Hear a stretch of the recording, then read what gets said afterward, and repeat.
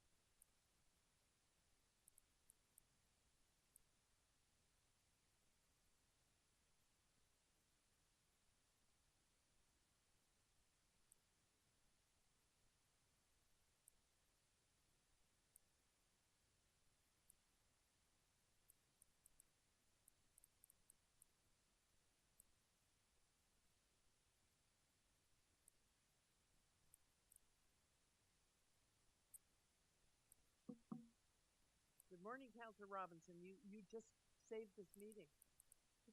Oh, well, I just wanted to do an audio check, so that's perfect. Perfect audio. And not to keep people waiting any longer, if you're ready, I'm going to call to order. Okay. Yes, let's go. Okay. And we're broadcasting? Perfect. Okay. Thank you, Mr. Green. Okay. I'll call this meeting to order. Good morning. According to the script, my name is Councillor James Pasternak. My name is Councillor Carroll. Chair Pasternak will be joining us later in the meeting. So for this morning, I'll chair the North York Community Council. We have quorum, so I'd now like to call the meeting to order and welcome everyone under the following conditions. Today's meeting is being held with members of council and city staff participating both by video and in person at the North York Civic Centre. North York Civic Centre is open to the public, and anyone is welcome to attend the meeting despite the construction. If you want to be in the chamber, we'll get you in. The public may continue to participate electronically by video conference. This meeting is also being live streamed online at youtube.com/Toronto City Council Live. The city clerk staff have connected remote public speakers to the meeting by video conference, and there are public speakers in the room today with us. The list of speakers can be viewed online by visiting North York Community Council page at toronto.ca/council and clicking the speakers box for today's meeting. I'm asking everyone for their patience if we experience any delays or technical issues with the video conferencing. Members, the city clerk has provided all agenda materials on the toronto.ca/council and on your clerk's meeting portal. Clerk's IT staff will be available to members in the chamber and remotely if you need help with your devices. I want to remind you that you must still submit and approve your motions by email. Staff are available at nycc@toronto.ca for motions. Although I want to do the acknowledgement. Although we are meeting in different locations and meeting remotely today, the committee would like to acknowledge that the land we are meeting on is the traditional territory of many nations. The Mississaugas of the Credit, the Anishinaabe, the Chippewa, the Haudenosaunee, and the Wendat peoples, and is now home to many diverse First Nations, Inuit, and Métis people. We also acknowledge that Toronto is covered by Treaty 13 with the Mississaugas of the Credit. So, those things taken care of. Are there any declarations of interest under the Municipal Conflict of Interest Act? Seeing none. Okay. Let's see. Now, members, we'll have about 33 items on our agenda today and a number of public speakers registered for those items. Oops. Oh, sorry, I forgot to take a motion for the minutes of the last meeting. Councillor Chang, would you like to be the mover of that motion? Happy to do that. Thank you. Oops, it was on the screen for a nanosecond there. Yeah. Can we get it back or... There it is. I'd like to move that the North York Community Council confirm the minutes of its meeting held on April 4th, 2023. Thank you. All in favor? Opposed? That is carried. Thanks very much. Thank you, Mr. Green. Members, we'll have about 33 items on the agenda, and a number of public speakers are registered for those items.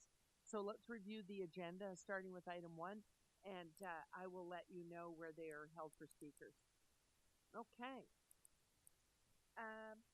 So councillors, item number 1, 295 Woburn Avenue has a speaker, so I'm holding it for that. Item number 2, which is 23 Laurentia Crescent, request for a fence exemption. I'll be holding that for a speaker. That's Councillor Pasternak's item, so I have instructions if we get to that and he's not here. Item 3, 16 Clematis Road, application for remove of private tree, has a speaker. Item number 4, 206 Dunforest Avenue, also has a speaker. And now finally we have one where I need your guidance, councillors. Let me see. Item number 5, 5830 Bathurst Street, application under Funeral, Burial, and Cremation Services Act 2002. Decision report. Staff are recommending approval of the request. Councillor Pasternak has requested that we move staff recommendations, so I'll move that on his behalf. I can do the items all together at one time, right? Okay. Item number 6 doesn't have a speaker. 128, 130, and 132 Gorman Park Road and 795, 797, 799 Sheppard Avenue West, application to lift the holding provision. Councillor Pasternak has requested that we move the recommendations, and there are no speakers, so that doesn't need to be held. Item number 7, 774, 776, 778, 780, and 782 Marlee Avenue, official plan amendment and zoning bylaw application appeal report. Councillor Cole, that's in your ward. Staff are recommending. I'm holding, I'd like to hold that, please. Okay.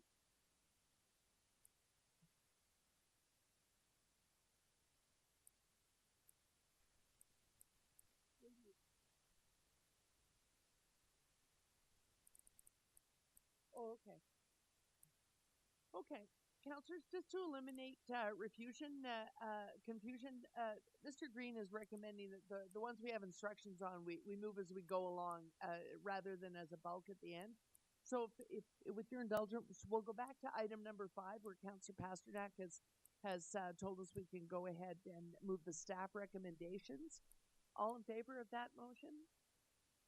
Opposed? That is carried. So item 5 is dispensed with, therefore. Item number 6, same thing. Councillor Pasternak has requested that we move exactly the staff recommendation. All in favor of that? Opposed? That is carried. Now, Councillor Cole, item number 7 is held. We wish to speak to that item. So item number 8, 3450 Dufferin Street, naming of a proposed private street for a development. Councillor Cole? I'm moving recommendation, staff recommendation. Staff recommend approval of the request. All in favor?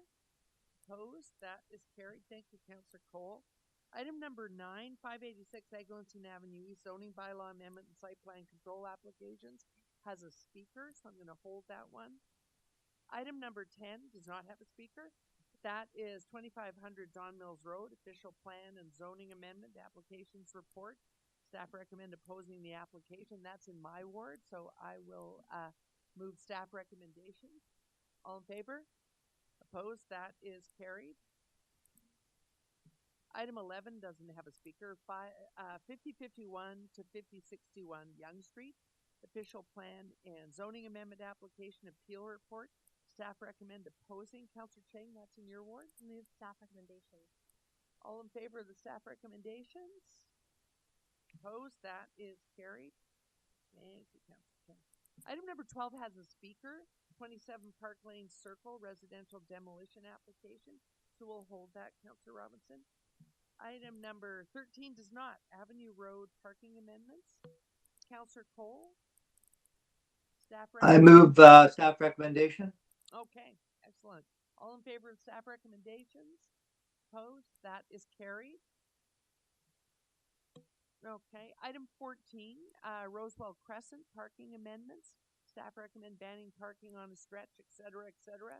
Councillor Cole, I'm moving staff recommendation. staff recommendations on item 14, all in favor? Unopposed, that is carried. Item 15, Weetwood Street parking amendments. Staff recommend banning parking, et cetera. Councillor Cole, that's in your ward. Moving staff recommendation.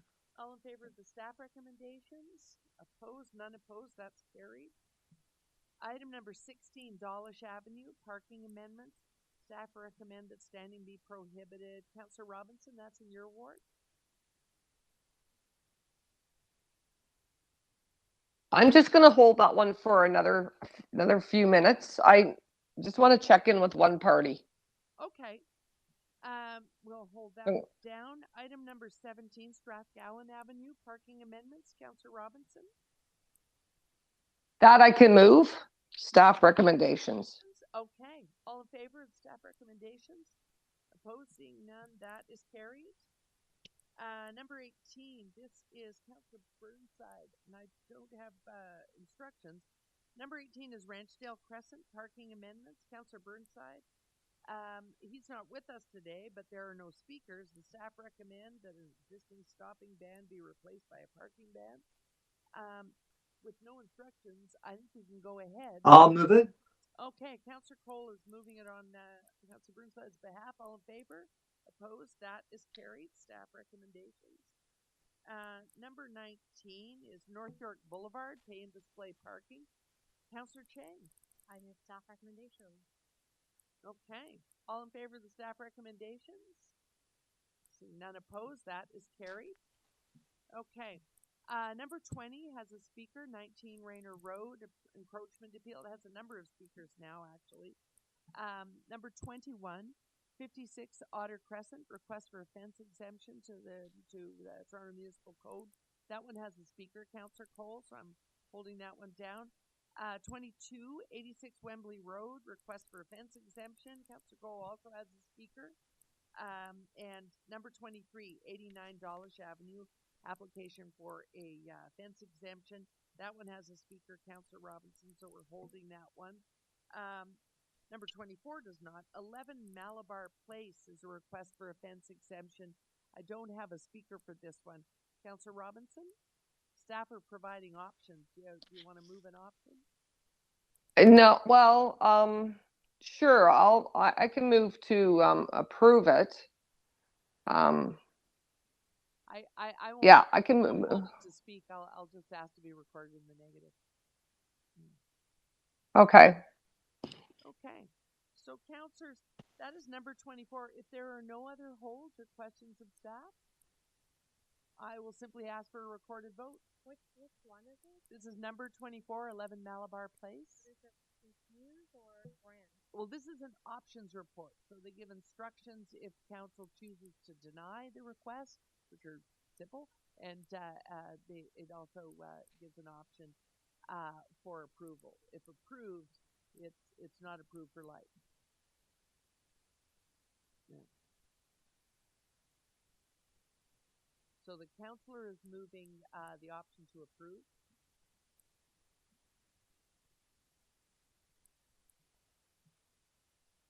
Did you want to hold it down and have a look at it? Sure. I will.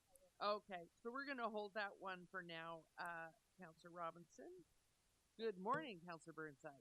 We moved your item on Ranchdale Crescent according to staff directions. I hope that's okay. Okay, excellent. Okay, so we're holding 24. Number 25, 212 Bessborough Drive, application for fence exemption. That one has a speaker as well, Councillor Robinson, so we'll hold it. And number 26, 3 Cameron Crescent, application for a fence exemption, also has a speaker. Item number 27, 14 Granite Street, application for removal of a private tree. That one is Councillor Pasternak. I'm holding for a speaker, but also the councillor is hoping to be back by the time we get to that one. So I'm going to circle that to remember that, even if we do hear the deputation, he wants to be here. 28, 136 Craighurst Avenue, application for a private tree. Councillor Cole, that one has a speaker, so I'm holding it for now. Item 29, 164 McNicoll Avenue, application to remove a private tree. That one does not have a speaker. That's in my ward, so I will move the staff recommendation, which is to deny the request to remove the tree.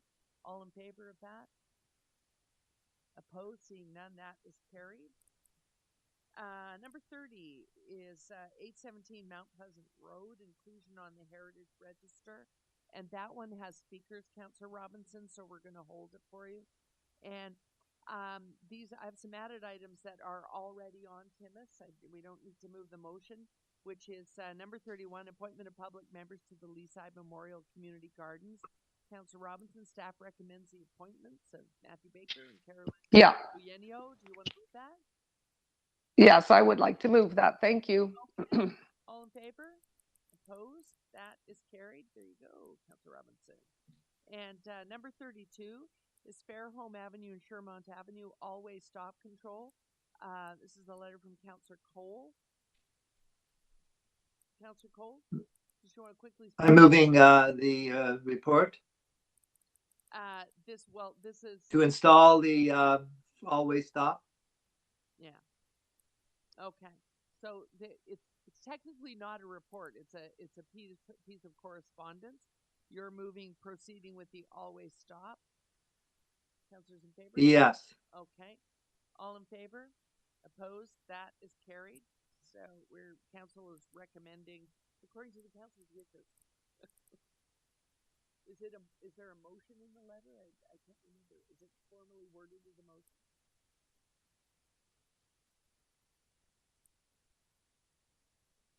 Oh, okay. This one didn't have an introduction motion? Oh, okay. So, councillors, we have to introduce this one. This one didn't get an introduction motion. Oh, no, I think what you're putting on is, that's the new item 33, isn't it? Oh, okay. So 32, we're moving the councillor's motion. Oh, okay. Okay. Okay. I think we had already done the 31. I hadn't actually taken the vote yet on 30. I just wanted to make crystal clear to the councillors that what they're moving is a councillor's motion, not a staff report. 32. Okay, done? Okay, got it. Okay, so councillors, on the screen is a new item to be introduced. This is item 33, road safety concerns at the Tim Hortons at 793 Wilson Avenue. All in favor of introduction of the motion at this time? Seeing none opposed, that is introduced. That is in Councillor Pasternak's ward, Wilson Avenue? Okay, so we'll leave that on the agenda until he arrives. Okay. As it is last, I expect he will be here by then. Okay. And that is all the new items then? Okay, excellent. So councillors, we don't have timed items on the agenda today. They're all statutorily introduced as of 9:30. So we're just going to go through the agenda chronologically, so long as the speakers are available online. So item number 1, which is 295 Woburn Avenue, application to remove a private tree. We have a speaker on that. Is Mr. Rattray available online? Okay. Good morning, John. Good morning. Good morning. So we are all ready to consider your item. I can give you 5 minutes to speak, and then if you can stay on the line afterwards, there may be questions from councillors. Thank you. Okay, go ahead. Thank you. Good morning. My name is John Rattray. My wife and I have been the owners and residents of 295 Woburn since 1991. In that time, we have seen significant change in our neighborhood with increased density and much larger infill housing. When we purchased our house, the tree in question had already been planted in our backyard by Sheridan Nursery, and we certainly did not appreciate how large this tree would grow. We are making this application to remove one of our mature trees after careful thought because we are supportive of the intent of the private tree protection bylaw. We have supported this intention through the maintenance of large trees and soft green space on our lot. When our neighbor's old maple tree fell during a storm and destroyed our garage, we hired a spade truck at our expense to relocate a large evergreen to protect it during the reconstruction of our garage. If we support the bylaw, you may question why I'm here today. Forestry advised that it limits itself to assessing whether a tree is healthy or not. If it is healthy, it simply does not approve removal, even though the bylaw lists a number of other factors to be considered. These factors include where trees are likely to cause structural damage, where trees are growing in an inappropriate location, and where development is permitted as of right. Forestry also has the general discretion to authorize the removal of any tree. In our case, there is no dispute the tree is in an inappropriate location. It is simply too close for the houses for a tree of its size and continued growth. Its canopy extends well over the houses and the trunk is less than 1.5 meters from our neighbor's house. We discussed our application with our neighbors who support it, and no opposition was received following the posting of the notice of application. Because of its inappropriate location, this is likely to lead to structural damage because of its proximity to older cinder block foundations and the fact that it is growing over and into the roofs. Our arborist and tree company confirm that it is likely to create damage and is in an inappropriate location. The tree's location in the backyard means it's not readily accessible for ongoing maintenance by boom trucks, such as the one the city recently hired to perform maintenance on another honey locust tree a few houses to the east of ours. In that case, it was a city tree on city land some 10 meters from the house, but it still took the crew several days to prune the tree back. I mention this because cost does ultimately matter. It is a factor in considering the appropriateness of the tree's location and how you exercise your discretion. As I mentioned in my written submissions, cost is a consideration in how the city manages its own trees, and I submit it should be a consideration here. It's also somewhat ironic that though we have not submitted an application to build an extension on our home, if we chose to do so, we would be entitled as of right to have the tree removed because our house is relatively small given the size of the lot. In approving our request, you would be exercising your discretion consistent with your decision of February 22, 2017. I've circulated some additional materials which consist of screenshots of the council's consideration at that time. That involved the removal of a large tree at 63 Santa Barbara Road. In that case, the owner made application to remove it. Forestry opposed removal on the basis that the tree was healthy, and they did not consider its location. Council ultimately approved the removal and replacement with one tree. I submit our application is very similar, except for two factors.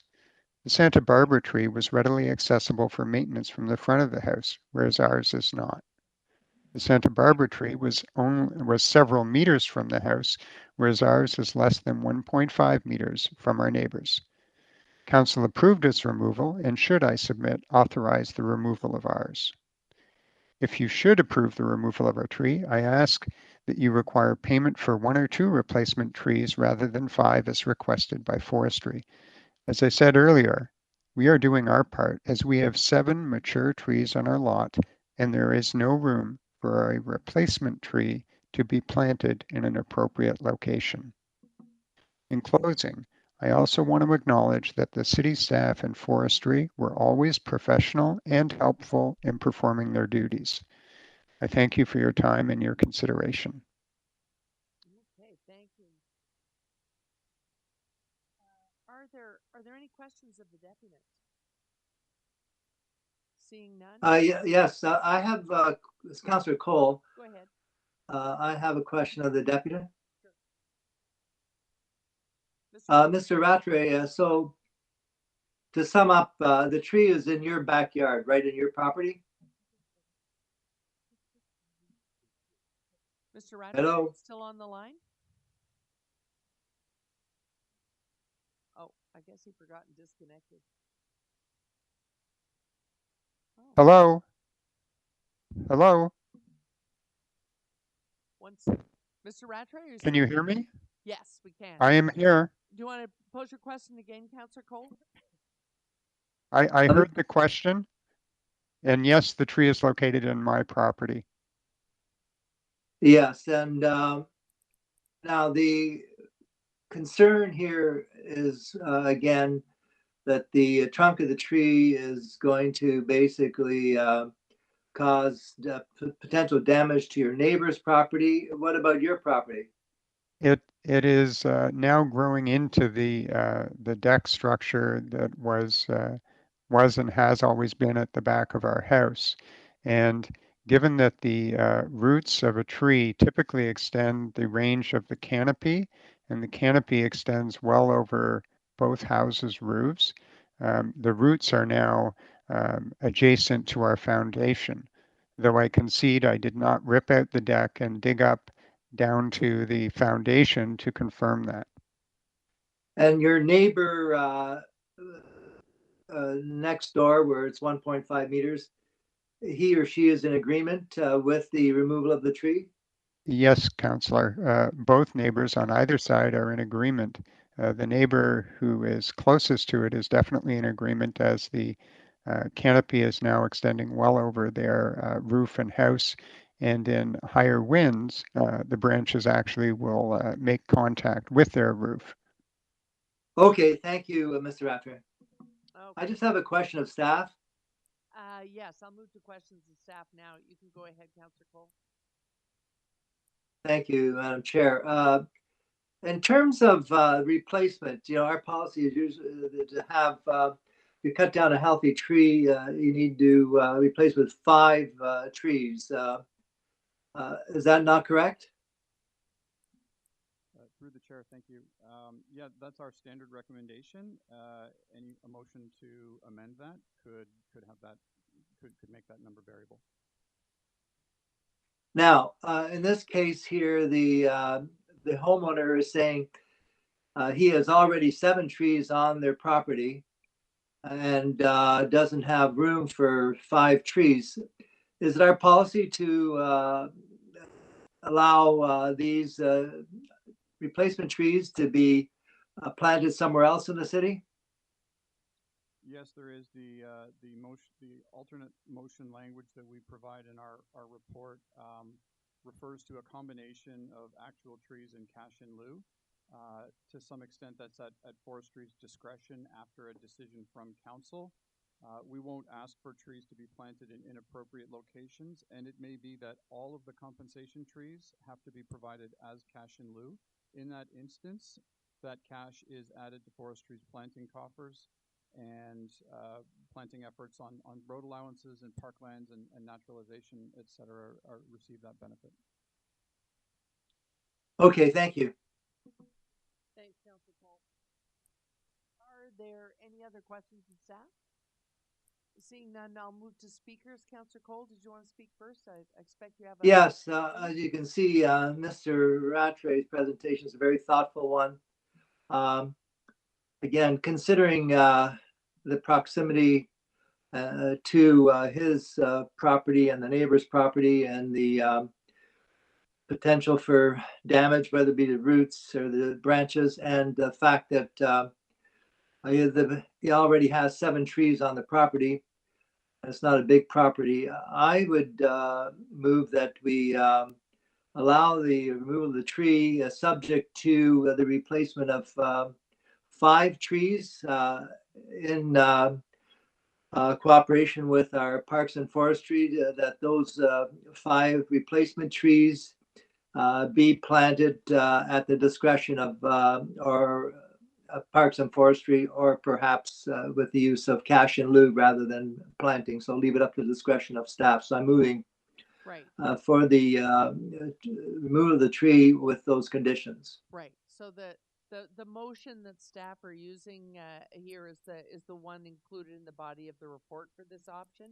You're okay with that content? Yes, I am. Okay, perfect. Are there any other speakers to the item? Okay, seeing none, I would just like to say one thing myself. I'll talk myself. I'm going to be supporting the councillor's motion here, and my record is otherwise. I just denied the request for removal of a tree in my own ward earlier, but in this case, the location of this tree's planting, I think if we don't do this, we're kind of setting up a legacy. If it's not us in a couple of years, it'll be someone else as this tree continues to grow. Right now, the issue is the deck. One day it'll be the house, and it'll be back before this council. It'll be one or the other of the houses or both somehow being compromised because of the awkward location. So I'm going to veer from my usual by supporting the councillor on the option to remove. So if there are no other speakers, we can take the vote on that motion. Councillors, all in favor of removing the tree with 5 replacements? Can't see Councillor Robinson right now, but I suspect her hand would be up as well. Seeing no opposed, that is carried. Okay, item number 2 also has a speaker. Is Anthony Bartolini available to us now? Okay. Good morning, Mr. Bartolini.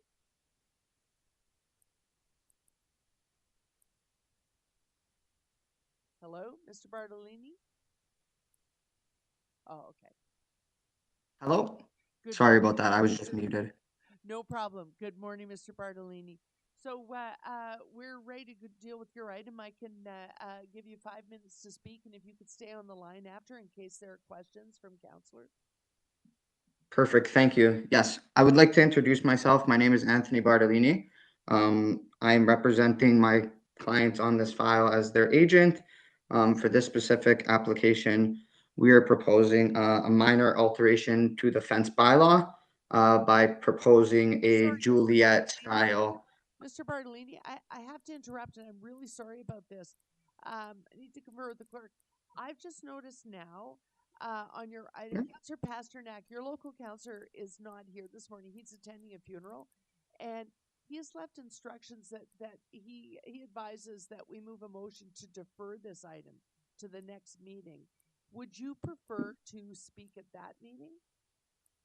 Correct. Yes. Actually, I was just about to mention that we would like to defer the meeting if council is in favor of that after we spoke to Mr. Pasternak. Then I'm going to cut off your comments today, because then that leaves you fully available to speak for 5 minutes when the item is back before us. So I'll go ahead and I appreciate that. to defer on behalf of Councillor Pasternak. But now we've met Please you, do so so. we'll say welcome back when you're back. Thank you very much. It's a pleasure. Okay, thank you. As far as I can see here, yes, it's the very next meeting of Community Council. So, councillors, Councillor Pasternak has requested that the item be deferred to the next session. All in favor of that motion? Opposed? That seeing none opposed, that is carried. So that one is deferred. Okay.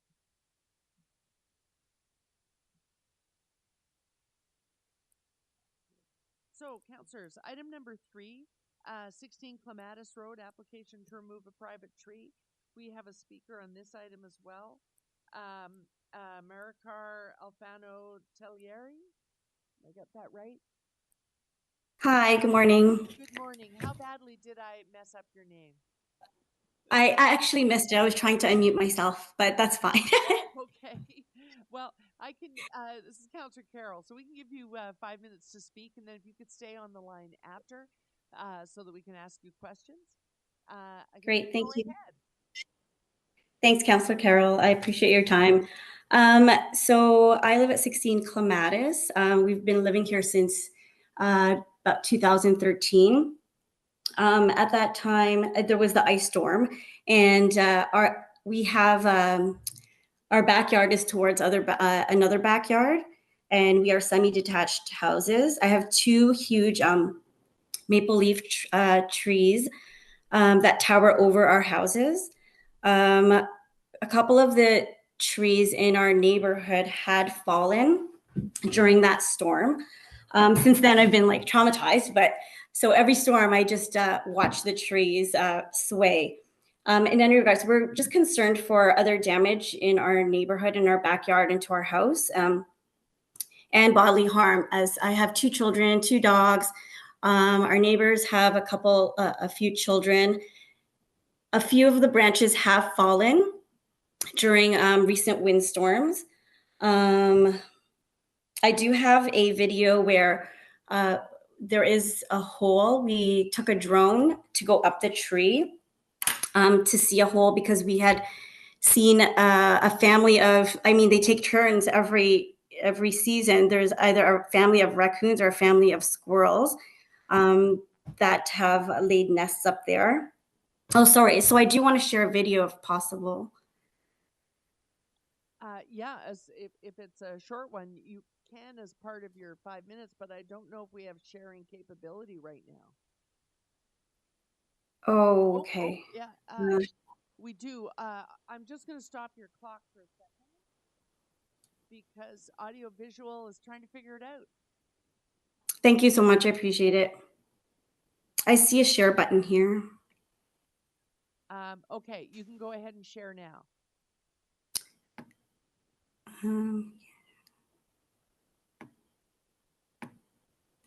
It says can't share content. Oh. Oh, maybe now. One more time. Okay, yes.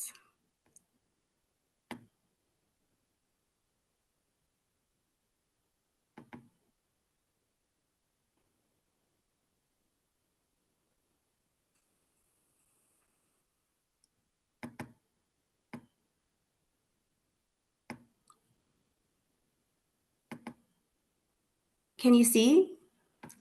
Not yet.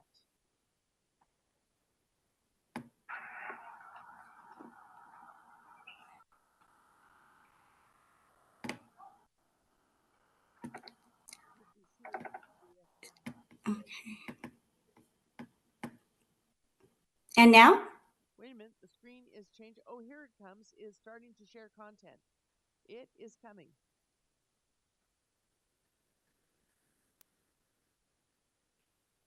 Oh, here we are. Go ahead. Yeah. Okay.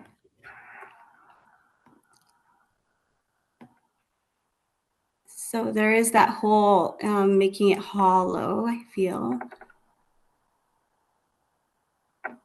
And that's our house right there. And the canopy goes right over both my house and the neighbor's house.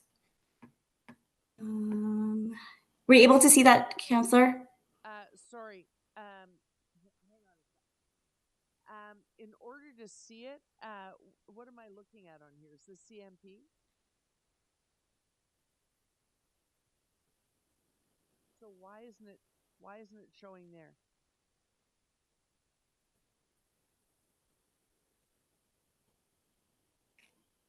Oh, okay. In the interest of time, if you want to come over here, I have a perfect view of it. Yeah, it's rewound. Mar, do you want to try that again? Do you want to just play it one more time?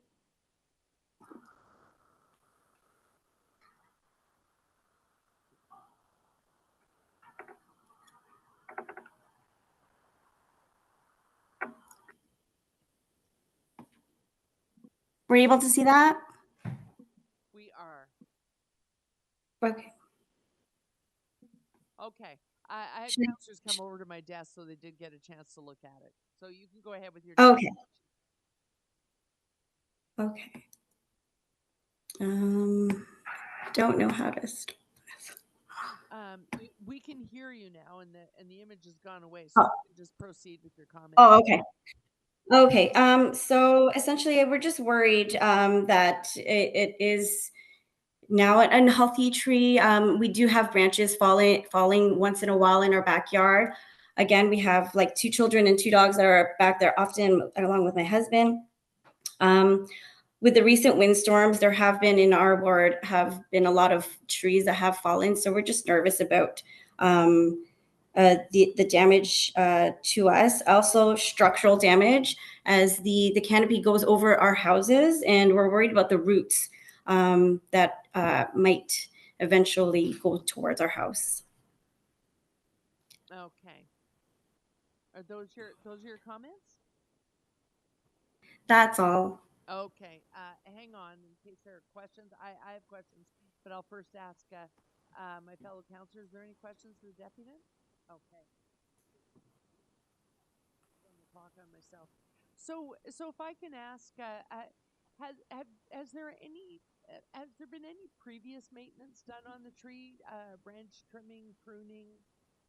Yes, we have pruned the tree. The last time in, I believe, 2016, maybe, we did prune the tree.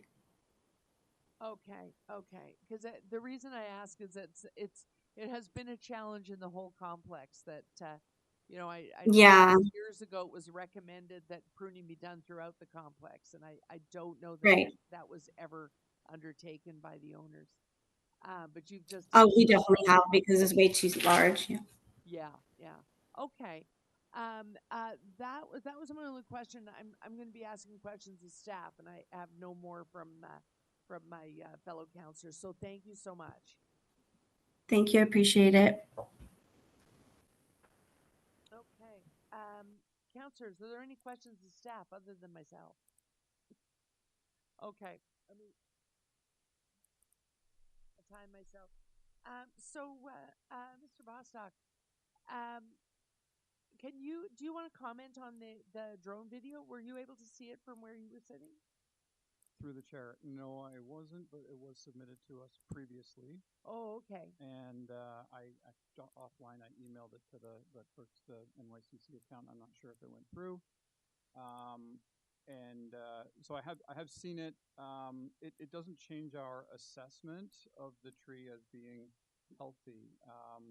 The drone sort of provides details about the structure of the trunk of the tree at a height well above what can be seen from the ground. It does confirm there's a cavity.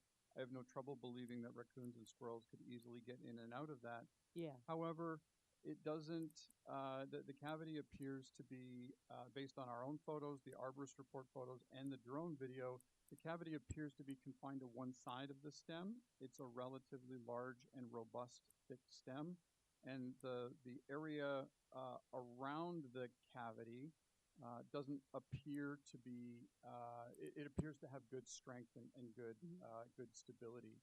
A climbing investigation could tell us more about the depth of the cavity and the strength of the wood above and below it, but we can use the visual cues that are available as arborists to make an educated guess, and based on that process, it doesn't change our assessment that the tree is healthy, and that includes the structure of the tree being healthy, we don't feel that the presence of the cavity or the extent of the cavity unreasonably predisposes the tree to failure. Okay. And did you find the tree to be maintained over time? Did it have the appearance of a tree that it is being maintained over time, or could it use more maintenance? I wouldn't be able to answer that question in detail. The comments from the deputant seem realistic that it was pruned a number of years ago. Obviously, low branches have been removed from the tree over the years because there's such a large stem. The lowest branches are close to roof height. There's not a great presence or accumulation of deadwood in the tree, so yes, I would say that it has been maintained, and it's typical of trees that have been maintained of its stature in that environment. Okay, and if they'll just give me the time, I just want to ask one more question. So I know when you go out to assess a tree, you go out to assess that tree, but there has been a history in this complex because these are homes close together. The person who developed it 50 years ago planted a lot of trees. There's a front and back for almost every property, and a lot of them have been pruned up to almost the roof line because they're big, beautiful trees in what's a pretty dense complex. There's a lot of silver maples in there, and so it just got really, really dark in every backyard. So a lot of them got trimmed up to the almost roof height, or at very least the second story, so that the backyards would be more livable. So does that compromise the tree, or do you still think of it as a tree that's strong and the swaying is just sort of natural swaying? If that pruning were done to an unreasonable extent, it could compromise the strength of the tree through a process arborists refer to as lion tailing. And that's a good euphemism. You would be left with a tuft on the tip of a long stem, and the likelihood of breakage just below that green sail, if you will, is increased. I certainly don't see that with this tree, not by a long shot. And the fact that the stem is moving is actually good. It tells us that there's elasticity, and it's doing what it's supposed to. You know, if we were to see the stem not moving, that would be problematic. And we also, during higher wind events, we can't be there all the time, but if the tree's roots, for example, were letting go under the force of the wind, we would see signs of that. The roots move visibly at ground level as the wind picks up, and you can see cracks forming in the ground, and that's a pretty big red flag. And there's signs of that left over during a subsequent inspection that you can often see. And we, again, no signs of that in this case. Okay, thank you. Thank you for that indulgence, councillors. If there are no other questions, I'll move to speakers, and obviously that would be me. So, councillors, this is difficult to do when you have a deputant come, but I'm going to uphold the staff recommendation to deny the request. But I think there's something here that we need to look at in a policy sense. I'm not sure how we do that and when, but this is a situation where if we were looking at tree management, this is the deputant said it's a semi-detached, but it actually has the appearance of a very close-knit townhouse complex. They're just built in 2x2s, but it's a very dense neighborhood, and the builder 50 years ago threw a lot of trees in there. But the problem is our policy asks us to look at one tree at a time, and every tree is a precedent. And I'm left with the awkward situation where if we were to approve this request today, I suspect that you'd see 3 or 4 more from the same street, or the same 2 streets that comprise this complex, every month for the next couple of years.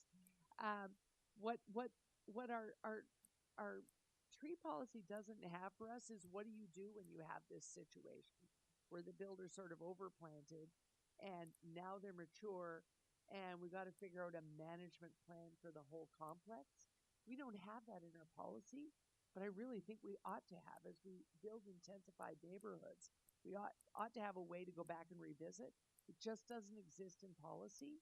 So I don't know that I'm closing the door forever on how we look at Boneset and Clematis as a complex, but it certainly is a sample of things to come, because it was one of the earliest.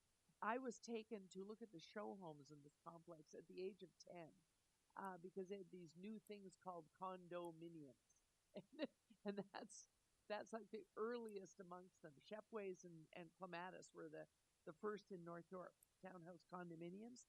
So what's being experienced here is going to be experienced again and again and again all over North York, because we were leaders in this built form. So I'm going to deny the request today, but flag for you that this is going to come back, because I think for our suburban communities, this will come up again and again. So for today, we're going to support the staff recommendations to deny the request, and I'll be back later. So on that motion, all in favor? Any opposed? Seeing none, that carries. Okay. So, councillors, that takes us to item number 4, also as a deputant. 206 Dunforest Avenue, application to remove a private tree. Councillor Chang, that's in your ward, and we have a speaker. Where is the speaker? Oh, here it is. The top of the next page. Is Lina Wang on the line?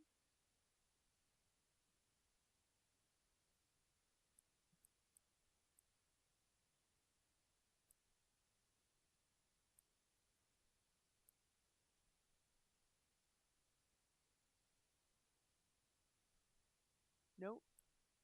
So it looks like the deputy is not logged on with us.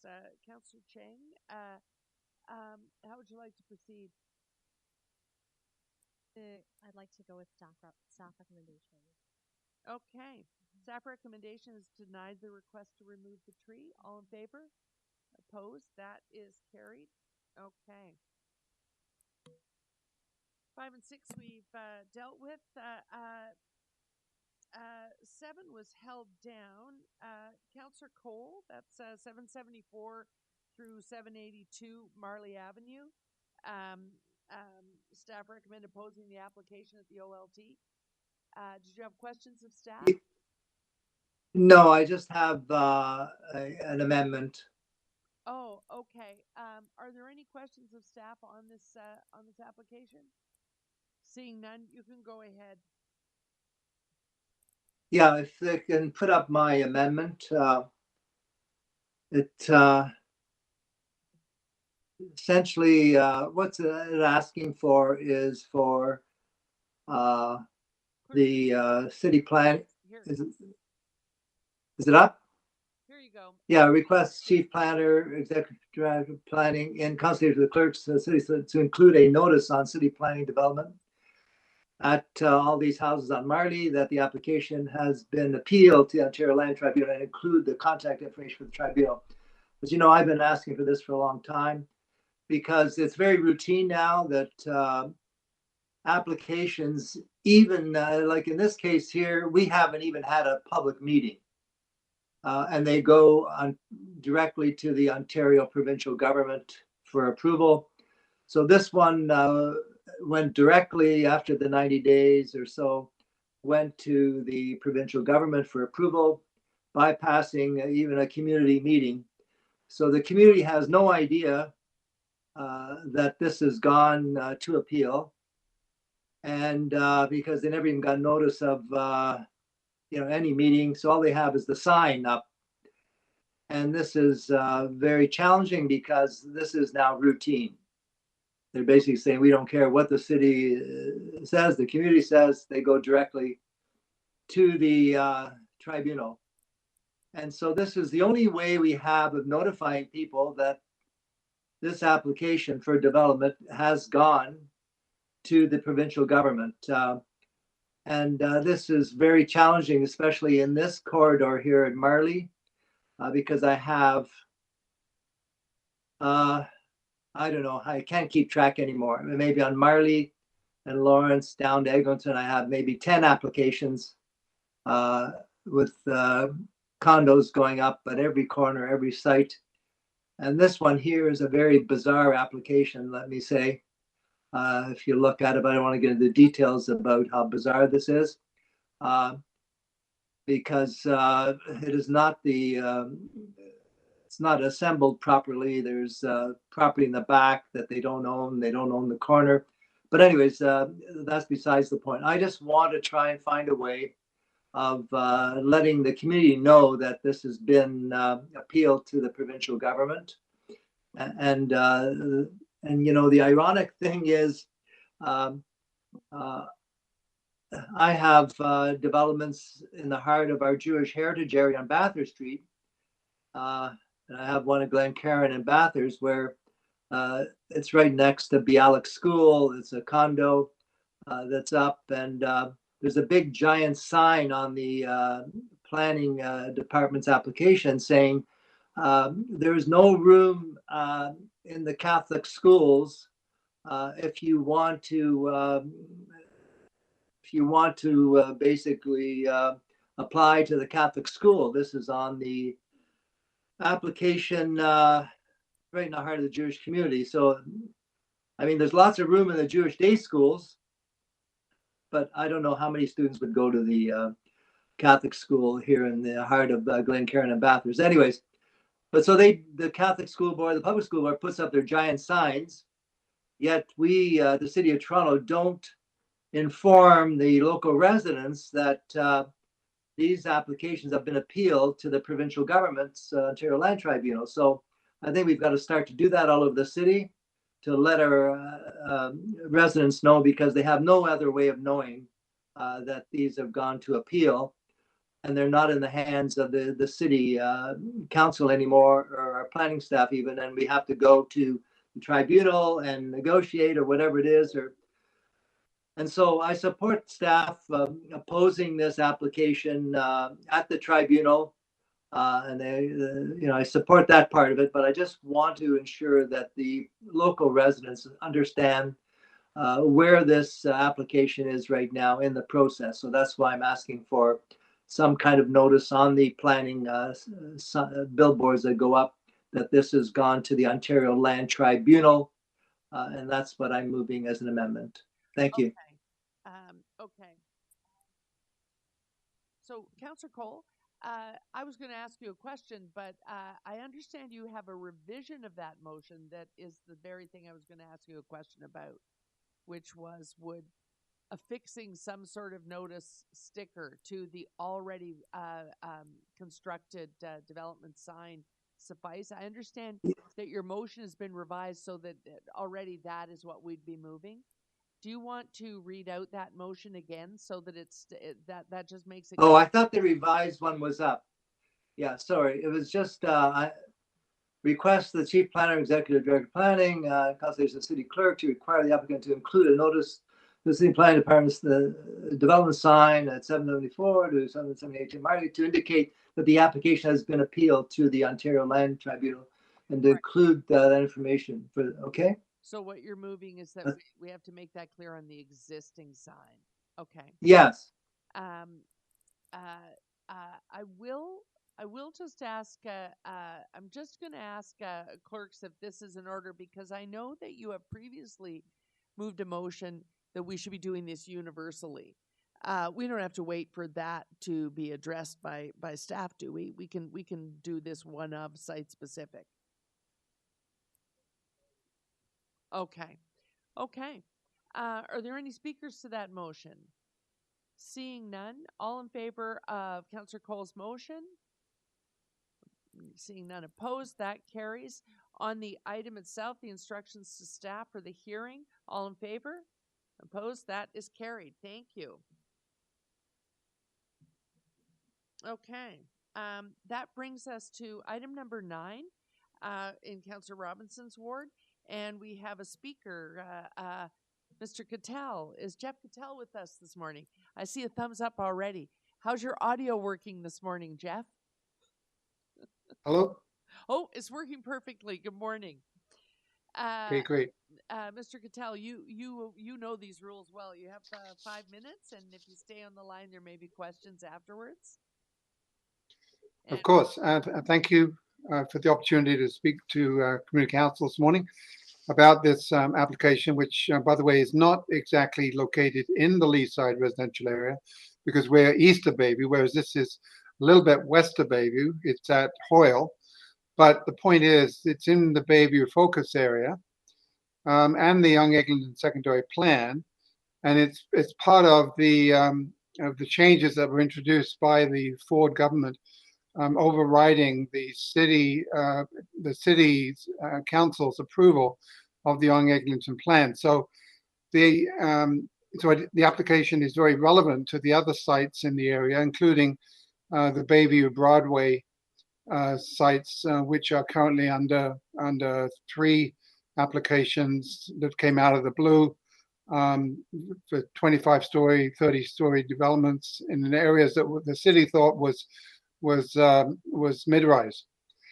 So this application is to replace an 8-story medical office building. So it's an important public function performed right now on the north side of Eglinton, including people from Leaside that go over there for checkups and so on, and lab tests. Replaced with a 32-story mixed-use building comprised of 4-story retail and office podium and 28-story tower above, 249 dwelling units.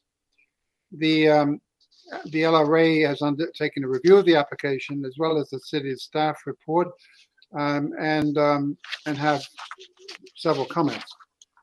The subject property is located, as I say, within the Bayview focus area and the station area core of the Leaside transit node.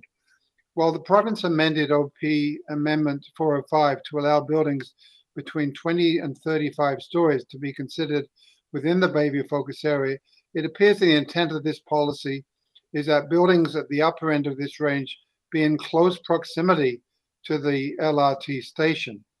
The subject property is not in the immediate vicinity of the station, and given the height of the existing buildings along Bayview, along Eglinton, 4 stories to the west and 5 to the east, both condos and unlikely to be redeveloped, the proposed height of the 32 stories appears excessive and out of context with its surroundings.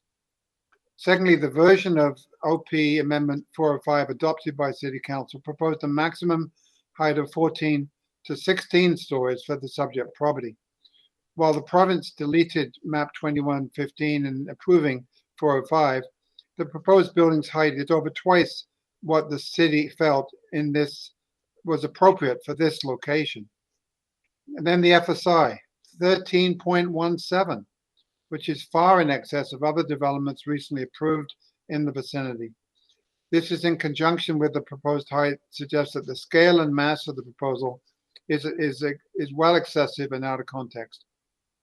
There's a lack of transitioning. There's a townhouse development immediately to the north and to the low-rise development on the west side of Bruce Park Avenue, both areas designated neighborhoods.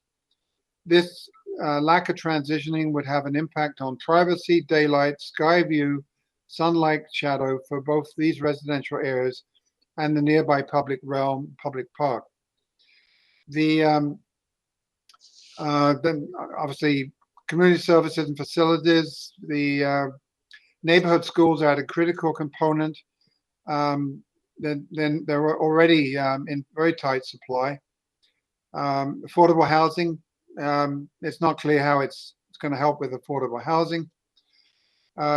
Assuming some of the non-residential space will be used for doctors' offices catering to an aging population, the number of proposed parking spaces, only 80, would appear to be insufficient, notwithstanding that the proposed development is on the LRT, whenever that would perhaps open.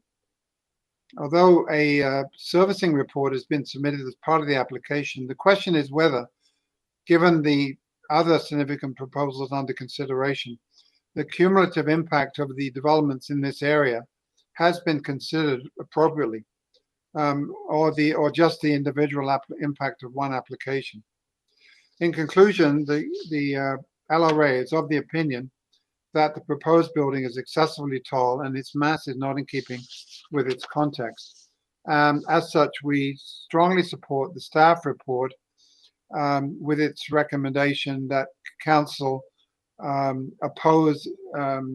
direct staff to oppose the zoning bylaw amendment at the Ontario Land Tribunal. Thank you very much. Okay, thank you. Wrapped up just about exactly on time. Are there questions of the deputy? Councillor Robinson, seeing no questions. I have no questions for you, so we're going to go straight to questions of staff. Jeff, thank you for your deputation. Are there questions of staff? I have some. I'll just flag that for the councillor. Okay. Councillor Chang, you have questions of staff? I'm just concerned about losing 8-story medical building, and I'm wondering, in the negotiations, is there any way that we can retain as much medical space as possible? And also, in the negotiations, if the lack of parking, as mentioned by the deputant, is that also being addressed? So through the chair, I think in terms of the medical office replacement, I will say that the Midtown Plan, OPA 405, does have policies for office replacement, and the applicant has come in with some space that is to be replaced. We are in the process of confirming if that's accurate in terms of the number, but we would be striving to do that, to replace it. Whether or not it's going to be, exactly medical offices is another question, but we do have a policy for office replacement in that area. So in a replacement policy, if we're going one-to-one replacement, it doesn't address the increased density that is coming. So we're not able to negotiate for more medical space because we are bringing more people, and there's already a lack of access to doctors right now. So is there a thought of, how do we, and I know we are very limited in terms of what we can require, but sometimes in negotiations, do we consider asking for more in consideration of the increased density that is coming and continually happening? So I think through the chair, what I would say there is through discussions, there's always opportunities to have further discussions. But what I would say is, of course, the policy that we're dealing with right now that was adopted by council is the one-to-one office replacement. So that's what we are working with. And with regard to parking, if anyone's ever driven to a medical clinic, it's always quite difficult, and people who are seeking medical care often do have accessibility challenges, the elderly, and so is there a consideration of the parking concern as raised by the deputant with regard to if this historically has been a medical institution in the community, what that building will be able to provide in a similar fashion? I think through the chair, what I would say there is, given that the application is under appeal, again, these are things that we would continue to work through with our transportation services staff. As you are probably also aware, is that, the city has passed a revised parking bylaw across the city that, that we are also trying to implement.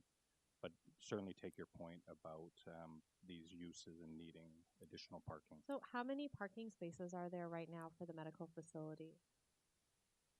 Perhaps I can turn it over to staff to answer that.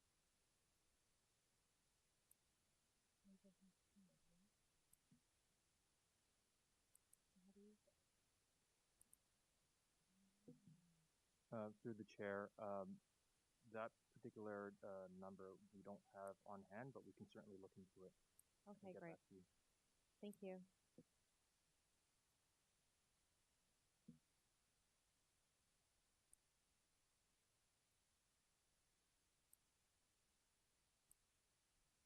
Sorry.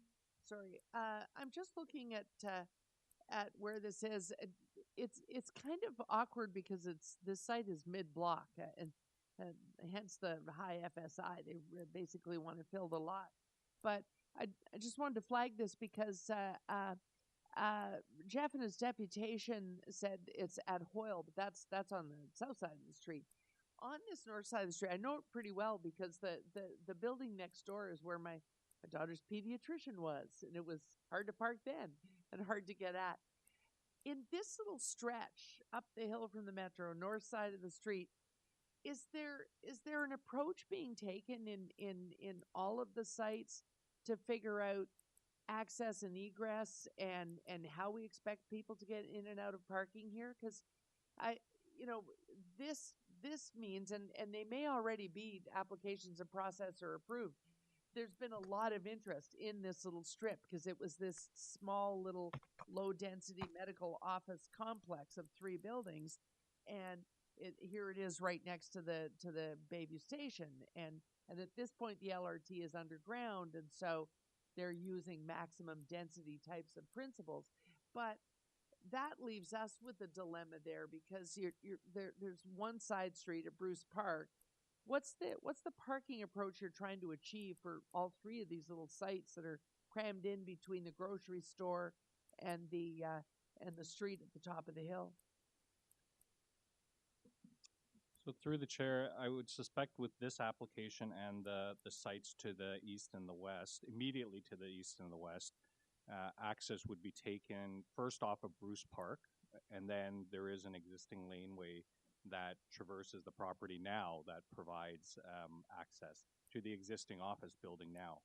Right. So you're trying to continue to achieve that so there wouldn't be too many accesses and egresses on this narrow stretch of Eglinton? Correct. We wouldn't expect access to be provided off of Eglinton. if that's your question. Right. And then the other blocks that are further to the east, we would suspect that should those sites redevelop, there will be access off of Roehampton, which is a street a little bit north. Right. I used to get because those lots are much deeper. Yes, exactly. Okay, those are my only questions, just in case they were coming up in discussion. So, Councillor Robinson, I think that's it for questions of staff. Our chair has just arrived, but we'll finish this item so that he has a chance to get settled. Councillor Robinson, did you have questions of staff, or did you want to move right to speaking? I'd like to speak, yeah. Oh, okay, you go ahead. Thank you. Thank you very much, Madam Chair, and thank you to Jeff Cattell for coming and speaking. Again, he represents Leaside, but he's helping even outside of those boundaries, so we all really appreciate him stepping up and voicing the concerns of the local residents. So, and he did an excellent job covering it off. I'll try to be brief because he was really reflected the concerns. I definitely want to speak in support of staff recommendations to oppose this application as we head to the OLT. And I just want to, I love Councillor Cole's speech because I'm basically making the same speech. The developer here appealed to the OLT before the public consultation meeting could even take place. So it's so important for residents to have a voice in this process. And when that happens, they don't. They circumvent the city planning process. And it's very frustrating for everybody involved, including us as local councillors. And you heard the frustration in Councillor Cole's voice earlier. So the feedback that we've had from the community has really aligned closely to what the planners are saying, our own city planners. And as you'll remember, most of you will remember, this was 8 to 12 stories. That was what it was supposed to be until it was overhauled by the province. So this would have been an 8 to 12 story building, but overhauled by the province when they ripped up the Yonge Eglinton secondary plan. So it's, again, a lot of history and frustration on this. And you'll remember last week, it feels like it was yesterday, but last week we had a council meeting and I brought forward an issue around medical services. It was a member's motion, and I'm very concerned about this. I work closely with Sunnybrook Hospital, and at Sunnybrook, I'm hearing a lot from Dr. Karen Fleming and Dr. Andy Smith about the lack of primary care throughout the city, but specifically, I'm talking about my ward in North Toronto. But I did move a motion on this because we have to make sure people can access medical services. And when you get care early, then you maybe don't end up in emergency, which you see our emergency rooms are packed. So when you don't get access to care early, like this building is chock-a-block of medical offices. And I've been myself personally gone to that building for 2 different medical services. So literally, if you just go into the foyer and see the legend of who's in the building, you'll be like gobsmacked by the sheer volume of medical services that provide that primary care in our city. So critical, and that's why I moved motions to try to find a workaround that we're making sure we're replacing this. It's so important to the health of local residents and beyond. So I hope you have a chance to walk by this building and maybe even go inside and see as it is now, the service it plays in the community. It really affects you when it affects your own self and your family, but it's going to wipe out so many services. I'm not sure where they're going to go, or if they'll even go, if they'll just retire. So I just wanted to highlight that. And I thank Councillor Cole for mentioning this, heading to the OLT before you have your community consultation. It's just a circumventing and really upstaging what we're doing as a city. It's so frustrating. But on that note, I will move the staff motion. I want to thank staff for their report and their recommendations to oppose this application. Thank you. Okay. So, Councillor Robinson, you are moving the staff directions? Yes. All in favor of those? Opposed? Seeing no opposed, that is carried unanimously. We should underscore unanimously on this one. Thanks. Oh, So I was going to speak to it. Oh, I'm sorry, Councillor Cole. Sorry. Sorry, I didn't indicate early enough. Okay, I'm suspending the vote and I'm starting the clock. Yeah, no, I wanted to just support Councillor Robinson on this. I mean, this is appalling what is happening here. And I, you know, we're not only losing our medical services, we're just overwhelming the neighborhoods that cannot handle the lack of infrastructure right now. So it's just critically important we support Councillor Robinson and oppose this. I guess the most difficult thing to understand is we have this mayoralty election right now, 102 candidates, and none of them are mentioning the overwhelming of the city of Toronto with unbridled development that's gone over the top, no pun intended. And the thing none of them mention, the 102 illustrious candidates, is that we already have over 200,000 residential units already approved in the city of Toronto. 200,000 units, dozens and dozens of developments that have already been approved that developers refuse to build. And yet they're making applications for more. So why don't they build what they have already approval for? But I guess that's too tough a question for anybody to answer.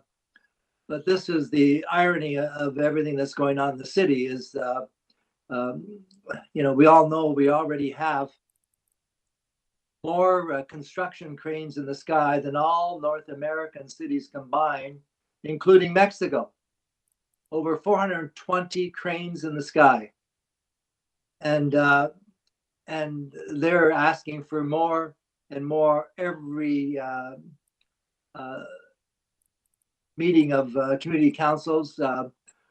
And there's no regard to the recreational infrastructure, medical infrastructure, the transportation infrastructure beyond just transit. You know, I'm beginning to think this MTSA studies, this 500-meter round transit station is basically a Trojan horse for unbridled development. That's what it is.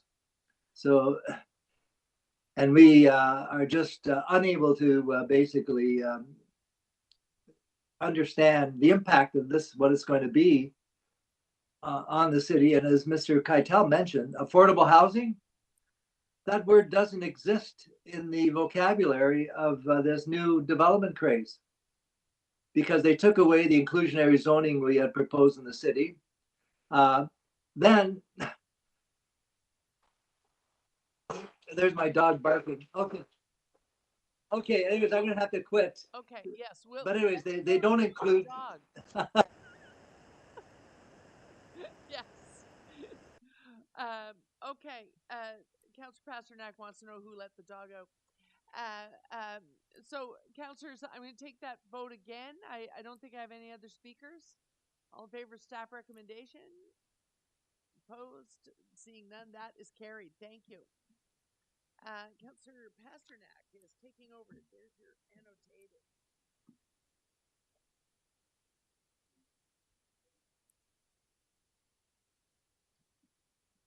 Well, good morning. Thank you very much, Councillor Carroll, for filling in. Sorry I'm late. I did a press conference with the Deputy Mayor about the critical infrastructure that's going in the neighborhood. And I realize it might have been a little tougher getting here, but we're assured that the big construction project at Bathurst and Sheppard is done by the end of July. Now, I believe we are on item 12, and we have one deputant, Matthew Regenball. Thank you very much for coming. You have 5 minutes.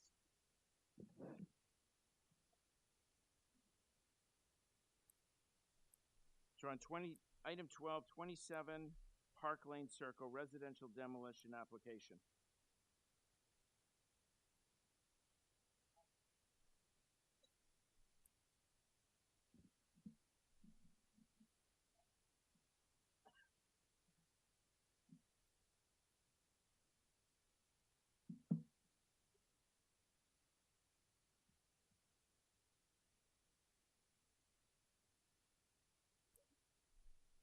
No, can you do a coffee run?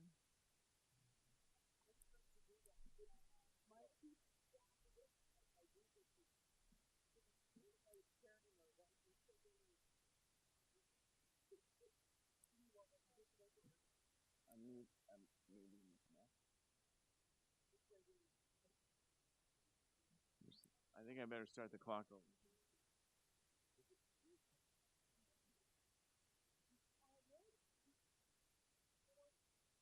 Okay. Matthew, are you ready to start?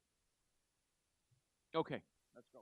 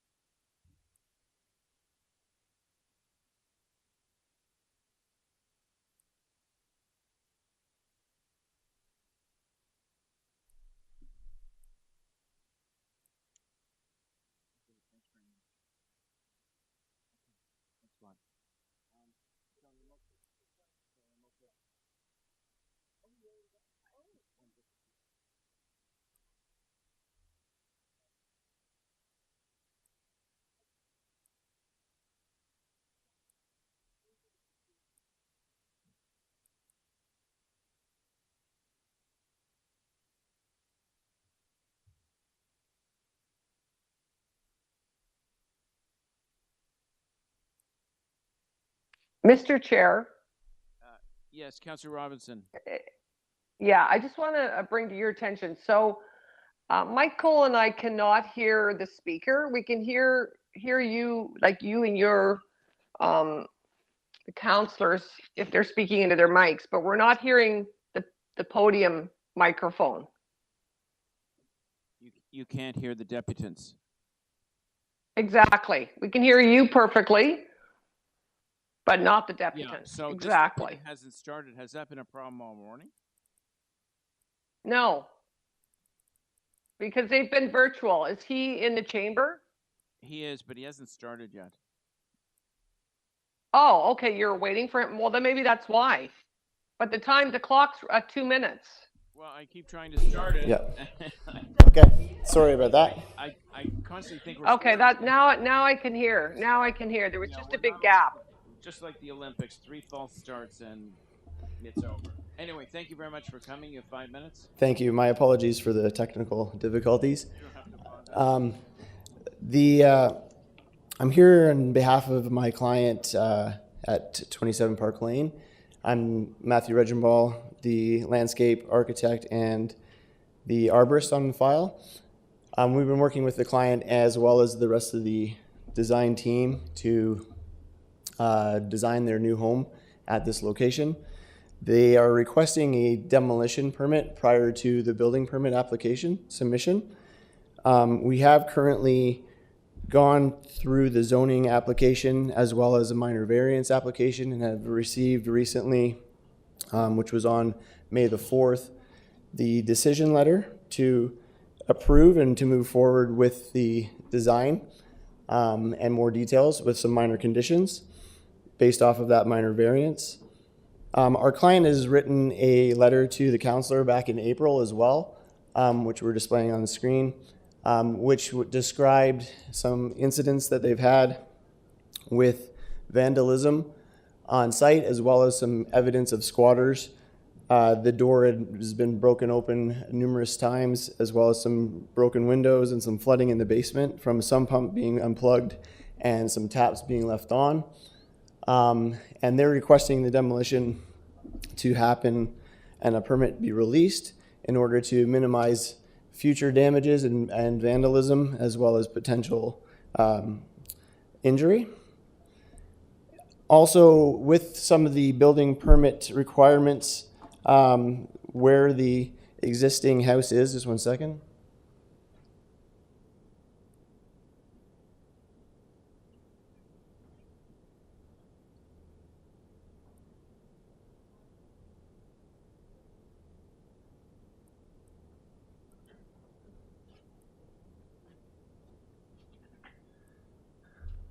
Where the existing house is, we're going to have the footprint of the new building and building structure. We require the basement will be deeper than the current basement in the design. So they're also requesting, as we do the demolition, additional testing for soil testing, and as well as a recent discussion with a mechanical engineer. We are proposing a geothermal system, which would also be located in the current location of the house, and they wanted to do some additional testing to finalize that location to be able to design the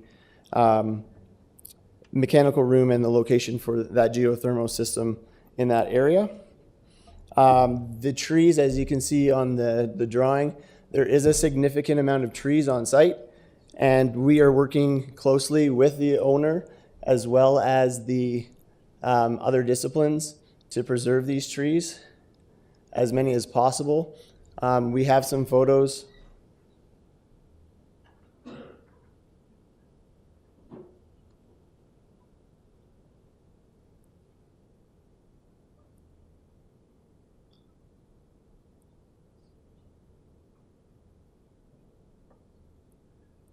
Of some of the mature trees we have some mature trees on site.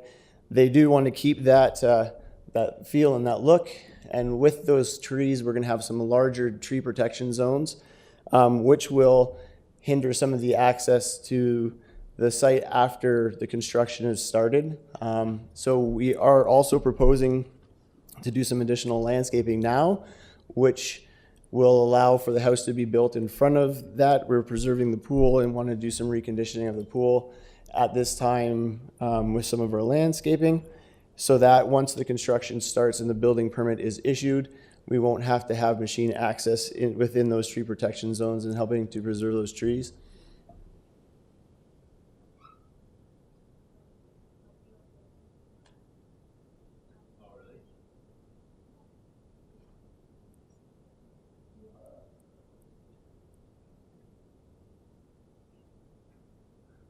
So this final drawing here is just a drawing of what the proposed footprint that has been approved by zoning will be. So you can see with that, the green line is the tree protection zone area. The red line would be a limit of construction after we've already done some reconditioning of the landscape features. So we will have very minimal access into the back once construction is started, and wanted to take ample time of the season to do some of those landscape features. The city recommendations with this demolition application had an approved application to demolish with conditions to remove all the debris off site, as well as to clean up and lay sod in a temporary condition and continue to maintain. Okay. That's what we wanted to proceed with. Wrap up? Yep. That's what. Okay. Thank you very much. Any questions for the deputy? Councillor? Yes, I've got. Yeah. Councillor Robinson? Yeah. Thank you. Thank you, Matthew. Yes. Geothermal, I'm certainly not an expert, but I have explored it many times. And my understanding is it's not necessarily the infrastructure is not under the house. It's usually at front of the house or at one side of the house. It's not under. Yes. With I'll just scroll down a little bit on the screen.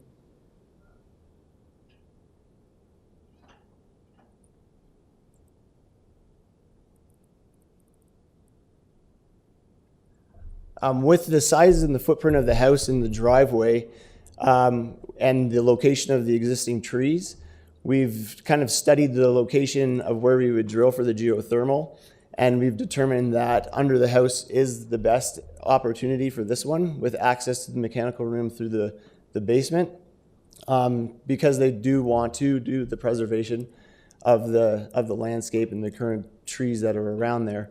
So that's what, as we've discussed this as a design team, was the most ideal space was within the house structure itself. Okay, thank you. Thank you, Councillor Robinson. Any other questions for the deputant? No. All right, thank you very much. Questions for staff? Yeah, I have questions for staff. Yeah. Councillor Robinson. So what? I guess why is this here? Like, it hasn't, the process isn't being followed, or can you just enlighten me on why this is before council? Yes, through the chair. There is no current application for a building permit submitted, so under the Planning Act, the requirement is any demolition of the house, the replacement building, for a building permit being issued, must come to community council. So a building permit has not been issued, nor has it been applied for. But yet, so the permit hasn't been applied for or hasn't been approved, but we're being asked to demolish. That's the ask of deputant and the applicant. And so we heard some rationale for that, but what's the city staff's position on this? So, all through the chair, Toronto Building just provides 3 standard conditions, either refuse, approve, or approve conditions. However, to the comments for the geothermal, in order to construct any early works, I'm not talking about the testing of the soil, but the early works to any starting of construction of the geothermal system does require a permit to be issued. It's part of the HVAC permit for the house. They need a building permit? To begin construction of the geothermal system, yes.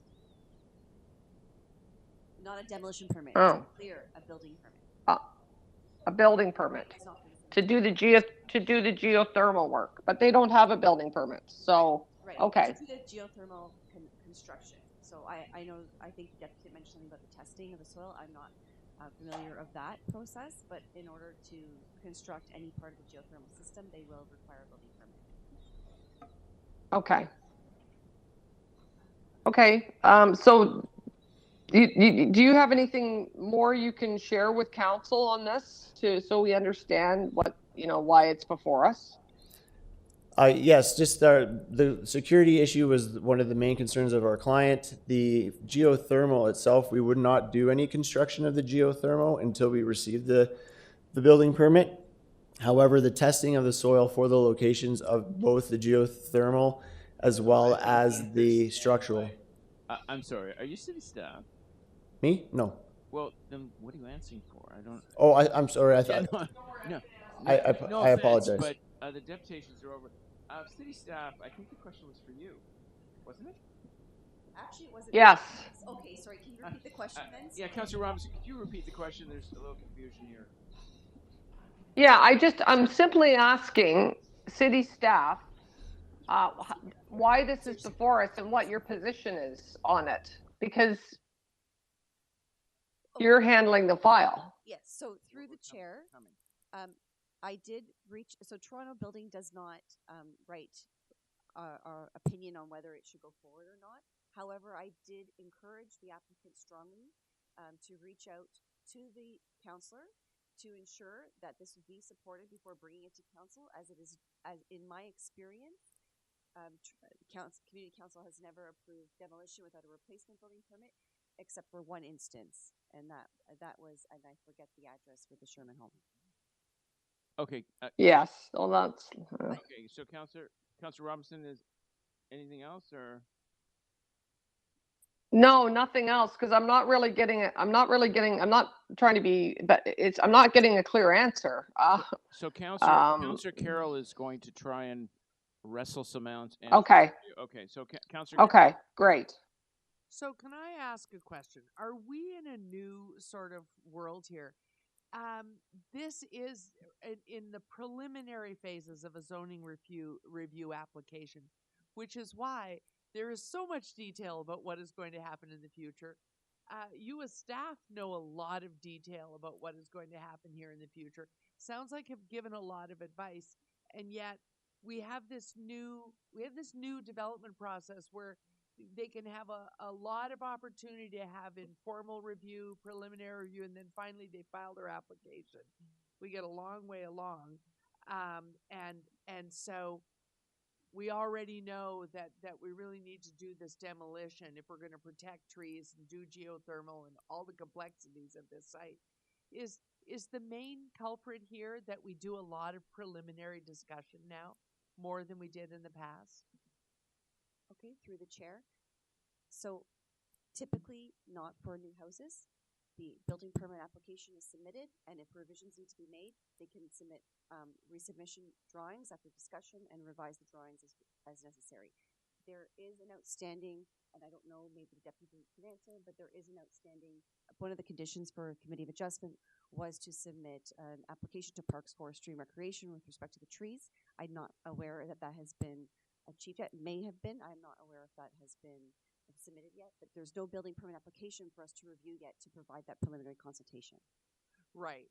And some of those are a feature of this being such a large site and such a large home. We've been in this situation before in places like Park Lane Circle and Bridle Path, because we have bylaws for single-family dwelling homes that fit the average single-family dwelling home, not this large site that might endeavor to do such ambitious things as geothermal. That's correct. Right, yeah. We've been in this situation before, Drake. So okay, but I should say Councillor Robinson's been put in this situation before. I just wanted to sort of get that all on the table, because I think it bears remembering the uniqueness of this street. Thanks, Councillor Robinson, for letting me have that time. Thank you, Councillor. Any other questions for staff? I just have a couple. This it says several times in the report that it's a vacant building, so I'm assuming nobody's living there. That is correct, according to the applicant. All right. Is the building falling apart or posing any danger to the local community? Is it a fire hazard? Is it attracting animals? Is there any risk to the local community? So Toronto Building has not received any confirmation of that. The report is what the client has submitted. So Toronto Building does not go do inspections on unless there's a complaint of an unsafe, which there has not been in this case, and there's no engineer's reports to deem it unsafe. Okay. All right. Thank you very much. Speakers. Councillor Robinson? I was going to stay quiet. I don't really know what to do, honestly. I'm happy to approve it. I don't want to be an obstacle to geothermal, because I think it's a great technology. If all of us could do geothermal, it would be great. So I don't know if my colleagues have any input for me on this. I honestly don't have any guidance from staff. So, I mean, I don't know what to say. If my colleagues have ideas, all right. Well, I don't want to be. Yeah. Okay, so we have some ideas which may shape your view. I'll let Councillor Okay, thanks. first, and then I'll share a few words. Well, Mr. Chair, I would just comment that my question sort of gave the clue of where I'm at. But it's also similar to another situation. We didn't have to demolish a building for it, but if you want geothermal in some of these large sites, and they're great places to be the incubator of this type of technology, we can get to where we're able to use it for smaller and smaller types of homes. But one of the first places we did it was on the front lawn of the CFC, also in your ward. We're picking on your ward. But in order to do that, it did require the removal of a grove of mature trees. What they were able to do was keep those around it, and once you've installed, you can replant, and that has also happened. But it's tricky if you want to achieve this. You know, you can create what are the future home on this site will be a large home, but it can still be net zero. If we figure out ways around some of our difficult bylaw constraints. But it sounds like there is a lot of discussion going on between the applicant and staff to try and achieve those things. But if you want to do, approve the request with conditions, I'll be supporting you simply because we do want to see as many applications of this type of heating and cooling technology so that we can get to what is the leanest and most affordable form and can be used across far more built forms. Thank you, Councillor Carroll. Anyone else before I speak? So I would simply echo some of Councillor Carroll's remarks in the sense that I can't find any compelling reason to refuse this application. One of the reasons we ask for plans and a permit before we approve demolition is because we don't want a vacant site to sit there for decades unbuilt. A prime site like 27 Park Lane, I am reasonably confident that something very impressive will go up there. So I will approve if the local councillor wants to move. I'm always in favor of approval with conditions so that it doesn't look like a construction site or a garbage area. So if the local councillor wants to move number 3, approve with conditions, I would be happy to support it.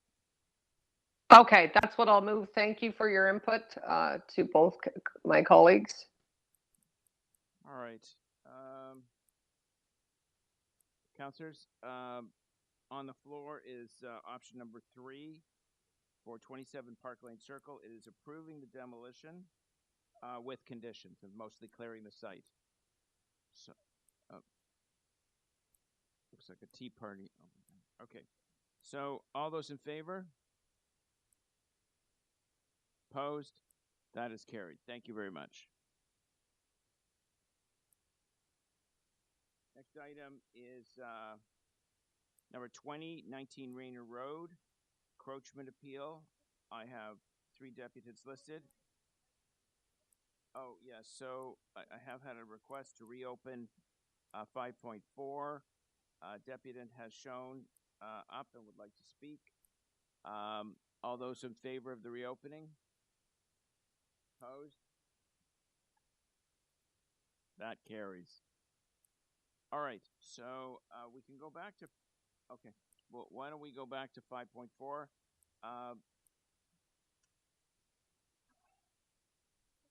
Is your deputant Alina Wang? Is there Alina? Oh, Alina Wang is online. Okay, Miss Wang? Yes. Yes. All right, well, thank you for joining us. You have 5 minutes. Okay, hi, good morning, Council, Community Council. Thank you for the opportunity to present my case. My name is Lina Wen. I am the owner of the house located at 206 Dunforest Avenue. I am requesting for a permit to remove one privately owned tree in my front yard due to safety concerns. My husband and I have 2 kids. My kids love to play in our front yard. There are 2 big trees in our front yard, one closer to the street and the other one closer to my house. The tree that I am requesting for a permit to be removed is the one closer to my house. This tree has become a safety concern to the frequent falling of branches, which pose a risk to the safety of my family. The falling branches are the size of sometimes a water bottle had hit my daughter and my son in fall 2021. Since then, my kids are free to play in the front yard. And every time when they going out and in the house, they will pass through the tree in subjects. Also, the roots of the tree are causing our interlocks and front yard porch to move unevenly. That creates tripping hazard. I understand that the tree provides many benefits to the environment and the community. And as a community member, we want to protect as many trees as possible. However, as a mother, I am more concerned about the safety of my children. I believe that the removal of the tree is necessary for the safety of my children. This will prevent any accidents from occurring again. We are willing to plant a new tree in our backyard to save the environment. I hereby sincerely request, to the best interest of my children, my application for the tree removal to be approved. I am willing to comply with any regulations or requirements that may be necessary. Thank you.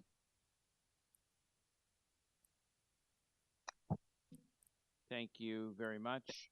Any questions for the deputant? Councillor Cheng? Hi, Ms. Wang. Thank you for coming to Depute. I am also a mom, and obviously safety is a concern, but also too is the environment and the tree canopy in our community. And I'm just wondering, how many trees do you have right now in your backyard? There's one.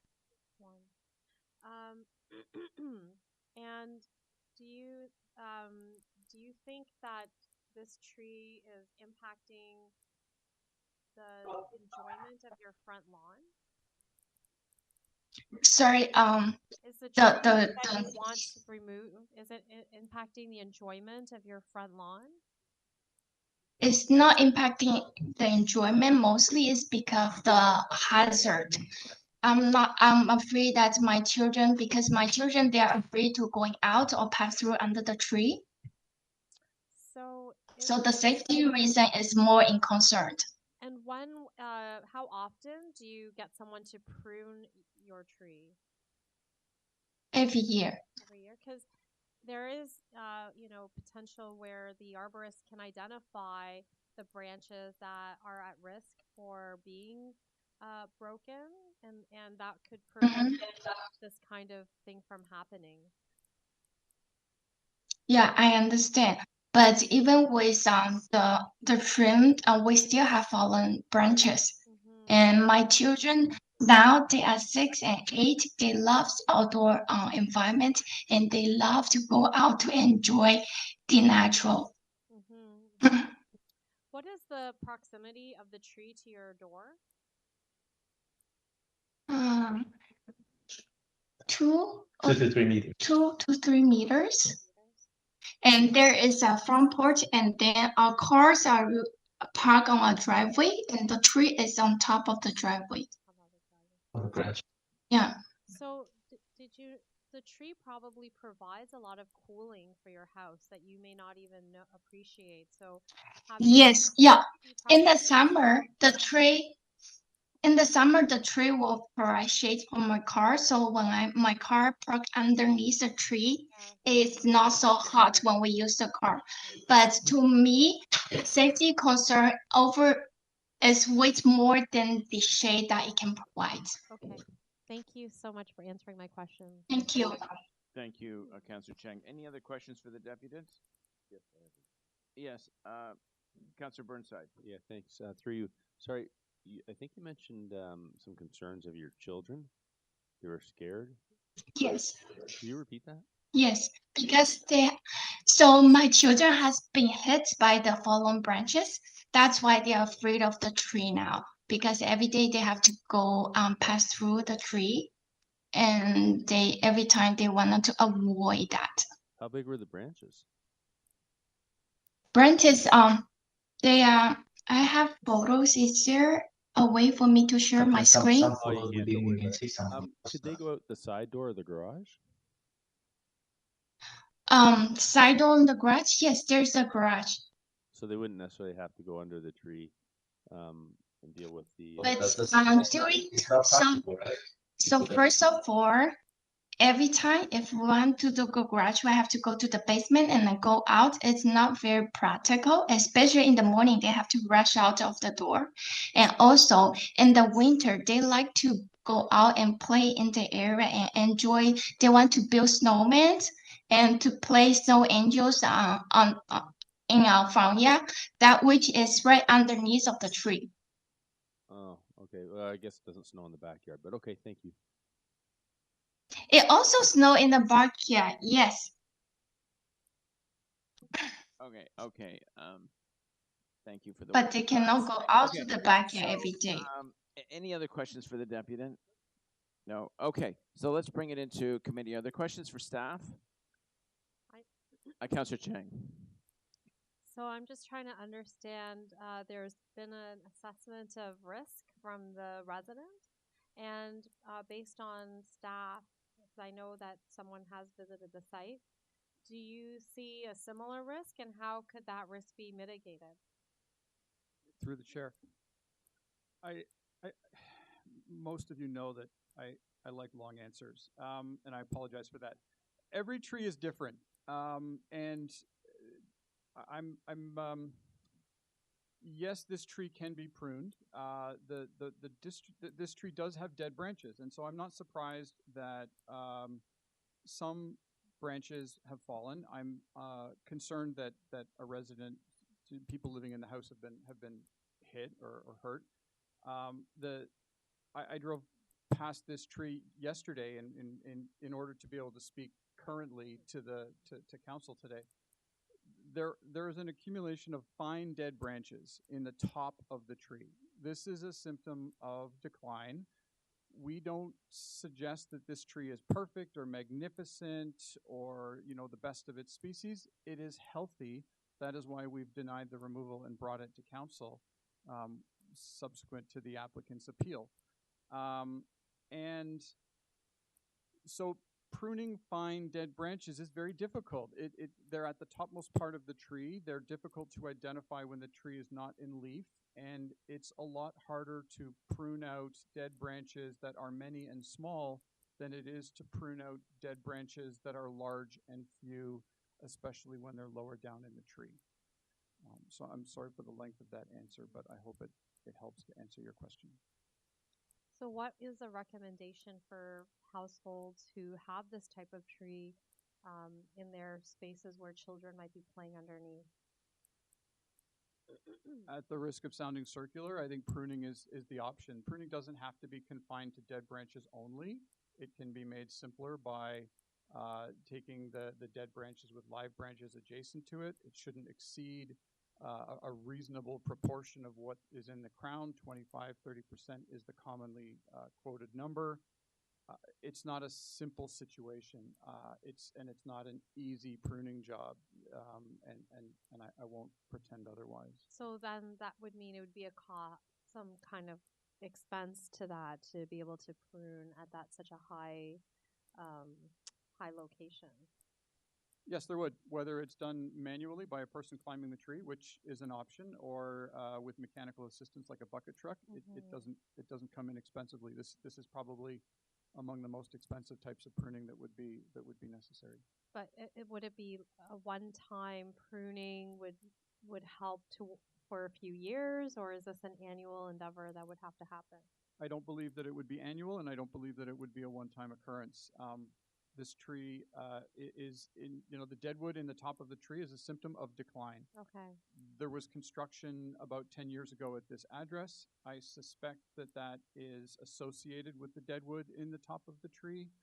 And so I would say it's a sign of decline.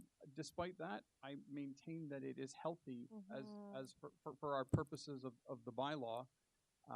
But I would say that pruning on a repeat basis would be necessary. How often would be based on the desires of the owner and their tolerance for risk, which seem clearly quite low.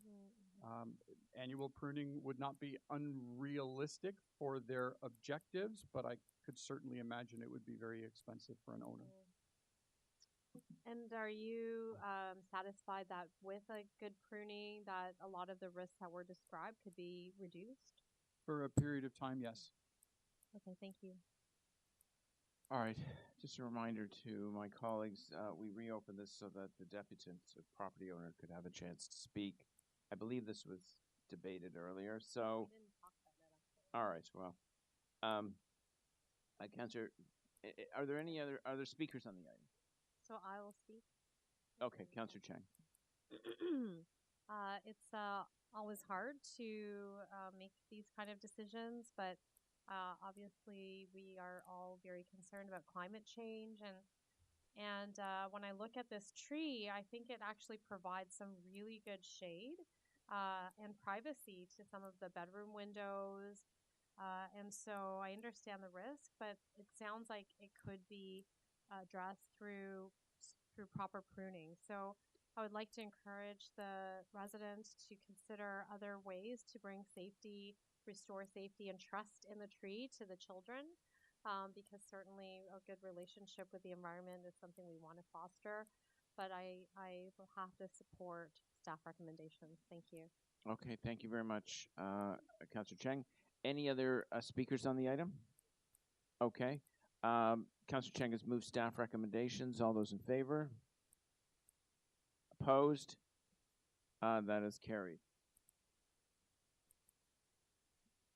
I'd like to now move to held item, Dawlish Avenue parking amendments. Councillor Robinson, you held the item? Yes, I can move that. Okay. You're moving staff recommendations? Correct. Okay, staff recommendations moved on number 16, Dawlish Avenue. All those in favor?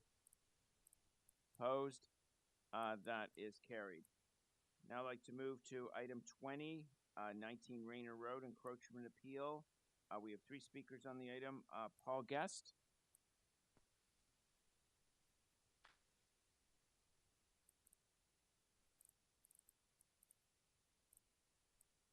Thank you for joining us. You have 5 minutes.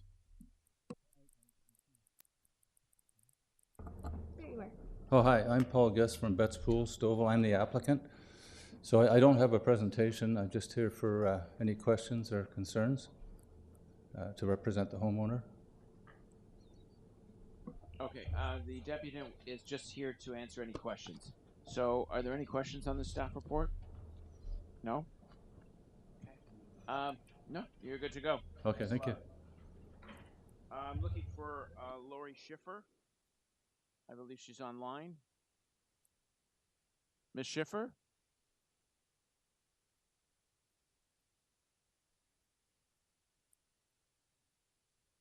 Hello? Can you hear me? Yes, Ms. Schiffer. Thank you for joining us. You have 5 minutes. Are you the property owner? That's correct.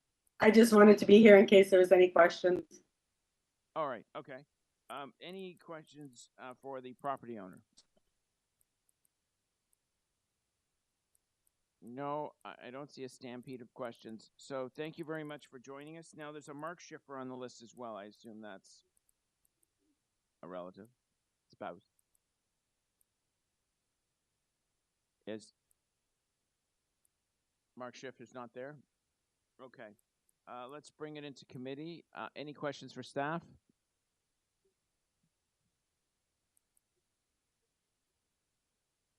Questions for staff? Sorry to interrupt over there.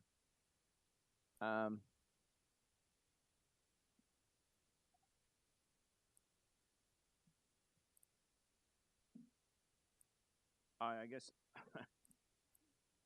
I guess to move this along, sorry for interrupting. To move this along, I am going to be supporting the encroachment agreement. Oh, I did ask for other speakers. Is there no? You just want to vote? Okay, so I am going to be supporting staff recommendations, supporting the encroachment appeal. All those in favor? Opposed? That is carried. Item number 21, 56 Otter Crescent. We have 1 deputation on the matter. It is a request for a fence exemption. Jillian Eckler. Yes, Jillian Eckler is online.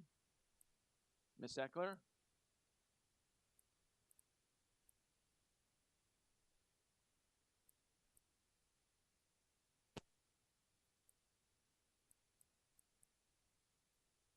Miss Eckler? Hello. Hi. Sorry about that. Can you hear me? No problem. We can hear you. Thank you for joining us. Okay. So I do have a presentation. Oh, my time has started. My name is Jillian Eckler. I'm the owner of the property at 56 Otter Crescent, and I'm seeking a fence exemption for a fence on the west side of our property at the rear of the yard. I want to thank you very much for taking the time to read the application and for listening to me this morning. I'm seeking the fence exemption for the following reasons. First of all, for reasons of safety and security, and secondly, for reasons of aesthetics, privacy, and the preservation of 75 cedar trees. With respect to the important issue of safety and security, the current fence at the west side of the property is a chain link fence that complies with all aspects of the bylaw except for the height requirement, as the current fence is approximately 41 to 42 inches, with the 4-foot requirement being 48 inches. Despite the fact that the height of the fence is slightly below the bylaw requirement, the current fencing situation provides a very safe and effective barrier to prevent persons from passing between the two properties, being 56 and 58 Otter Crescent. You might be wondering why I'm saying the current fence prevents the passage of people between the properties, and the answer is trees. So unlike several of the presentations today, I am really trying to preserve 75 cedar trees that flank the current chain link fence. These 75 cedar trees are all 12 feet tall. They are approximately 30 years old and likely older, according to my neighbor. The trunk circumference of the 75 trees ranges between 12 to 22 inches, and all of the 75 cedar trees that flank this side of the property have grown into the fence, and it's created a very complex network of branches that have grown into the fence from both sides, so that we have a depth of approximately 6 to 8 feet of this intricate branching network that's actually grown into the chain link fence. Therefore, the current fence, combined with the density of the cedar trees, has served to create an effective 12-foot tall barrier with a depth of the branching system being between 6 to 8 feet, which literally makes it virtually impossible to pass between the two properties. We have never known anyone to be able to get through the two properties because of the density of the branching system combined with the current chain link fence. If we were required to put in a new fence, because all of the branches have grown into the fence, the full length of the fencing, the 75 cedar trees, we would have to completely cut down or severely damage these 75 cedar trees, which have been growing there for 3 decades and possibly for a longer period of time. Moreover, a simple 4-foot fence would not provide nearly as effective a barrier as the current fencing set up on the west side of the property. The second reason we're seeking the exemption is for aesthetics, privacy, and preservation of trees. As I've noted, the 75 cedar trees, which have grown into the current chain link fence, provide a beautiful natural barrier, which creates privacy and increases the aesthetic beauty, not only of our two properties, but in the neighborhood, because the trees are all 12 feet high. You can see them from quite a distance from several other properties. We know, and sorry, I know we all know this, but we know that trees help to improve soil and water conservation. They store carbon and they improve the local climate by providing shade. Trees also increase wildlife habitat throughout the day. These 75 cedar trees are a home to many birds. We see raccoons, we see squirrels living in these trees, which also benefits us as well. In conclusion, to damage or severely destroy 75 old cedar trees that have been growing for 3 decades for the sake of a few inches would be extremely counterproductive to the purpose of the fence bylaw, as the removal of the current fence setup combined with the cedar trees would result in a less safe and less effective barrier between the properties. Moreover, taking down or harming the trees would all but destroy the natural privacy screen which currently exists between the two properties and would result in the destruction or severe damage of 75 quite large cedar trees. I should also note that our neighbor at 56 Otter has submitted a letter with our application confirming that he has no objection to the fence exemption because he also benefits significantly from the cedar trees. As I said, have been there for almost 3 decades. Thank you for listening to me. Great, thank you very much. Any questions for the deputant? I don't see any questions for the deputant. Okay, thank you very much for joining us. Questions for staff? Councillor Carroll? I do have a question for staff. I read the report, and I want to thank staff for.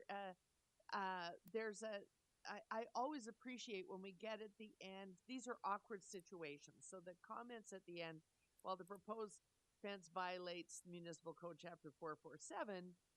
Fences with respect to height, it does not appear to contravene any other provisions of the bylaw. That's helpful for us, very helpful, as it speaks to this awkward sort of formation of a fence that includes the cedars. However, I need staff to comment for me on that. I'm looking at an illustration. One of the photographs has a view of the house, and I do not see how the house is secured from the pool. It doesn't appear to be a full pool enclosure. Can anyone comment on that for me? Morning, Chair and Councillor. Good morning. My name is Vito Ropa. I'm acting supervisor with Municipal Licensing Standards. I'm also the inspector on this file. The house is secured by the enclosure is on the deck portion. So is it just that it because I see hinges, but it's actually not closed. Is that because they remove them when they have the skin cover on the pool? Did you ask questions as you were taking this picture? Which picture are you referring to? Well, I'm looking at a picture of the house, and while you're telling me that the enclosure is included as part of the deck, that's as may be. I see hinges where a gate might be, but it is clearly not there. So, are you satisfied that this pool is secured from the house? Could a child leave this house and drown in this pool? Because they appear to have removed the gate. Well, probably at the time of the photo, but the full complete inspection has not been completed as of yet. So, how do we feel about finding situations where this is not a matter of opening the gate or tying back the gate? They appear to have removed the gate. That's probably not an ideal situation. Am I right about that? That's correct. Could we make it clear to this client that if you have physically removed it, one would need a screwdriver to do this, then it's not conducive to the minute the skin cover comes off that pool, the gate goes back on. We have no way of knowing that when they have actually constructively removed it. That's correct, Councillor. The fence exemption is only for the west side. The gating on between the homes, that is still under inspection. Oh, okay. So I don't need to move a motion asking that staff order the gate to be put on. The inspection's not done yet, and that could be the next step. That's correct. That's correct, Councillor. Okay, thank you.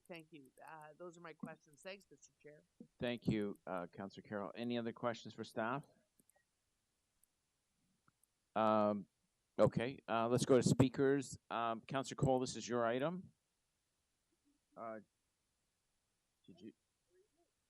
Did you want to speak to us and give some direction on how you'd like to go?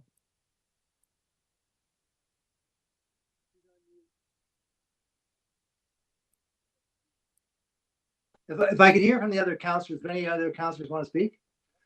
Yes, Councillor Carroll does want to speak as well.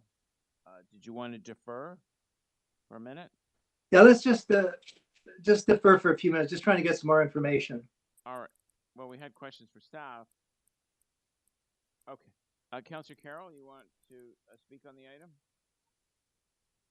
I will, and I am now just really speaking to my colleagues at this point.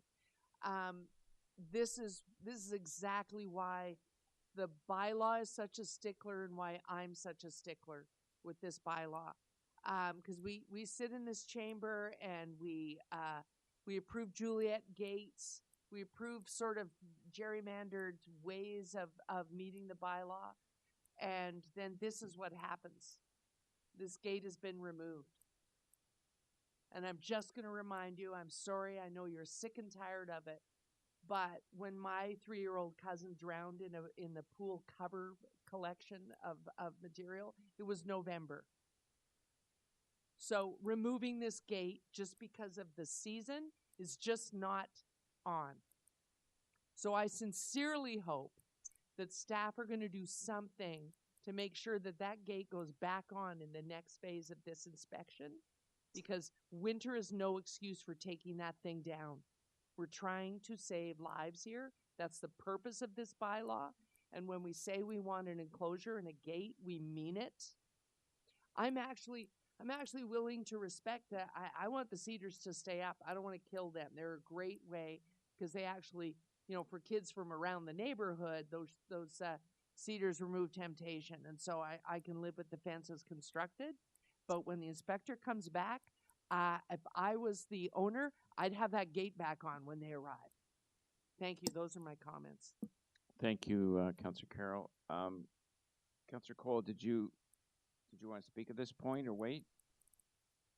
Yeah, well, again, this is never easy, and difficult. As you can see, Councillor Carroll has mentioned the precarious nature of these pool situations, and I don't disagree with that. The only problem is, in this case here, the owner has really gone to a lot of trouble trying to essentially ensure that this pool area is protected and is basically childproof as much as possible. That they have made steps. There's no perfect way of dealing with this, and I just think that the owner here has at least made an effort, and I think a very reasonable, pragmatic effort to follow the general principles of the bylaw. Certainly, the strict interpretation, he maybe not. But on the other hand, there has been a serious effort by the owner. So I'm going to support the owner on this case, and hopefully that this can be even made safer if possible with further consultation. But at least I'm going to side with the owner on this situation here.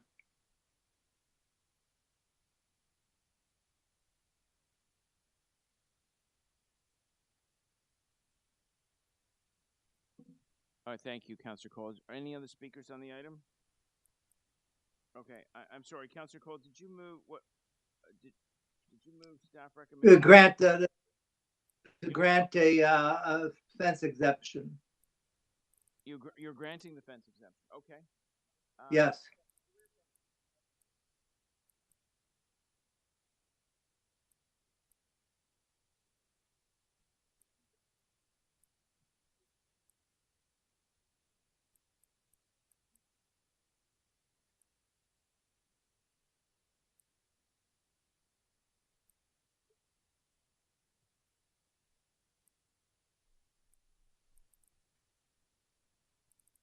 Okay.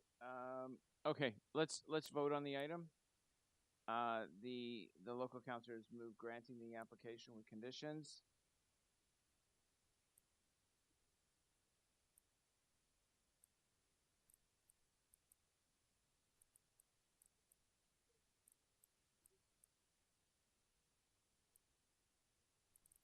Councillor Cole, that was with conditions, correct? Yes. Okay. Yeah. Okay. So the wording. Let's put it back on the screen.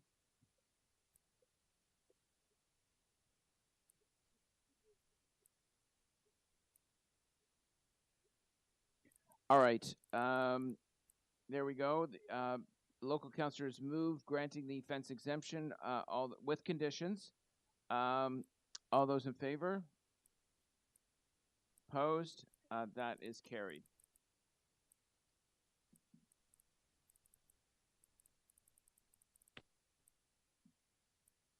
Okay, 86 Wembley Road, request for fence exemption. We have one deputation, Susan Leston.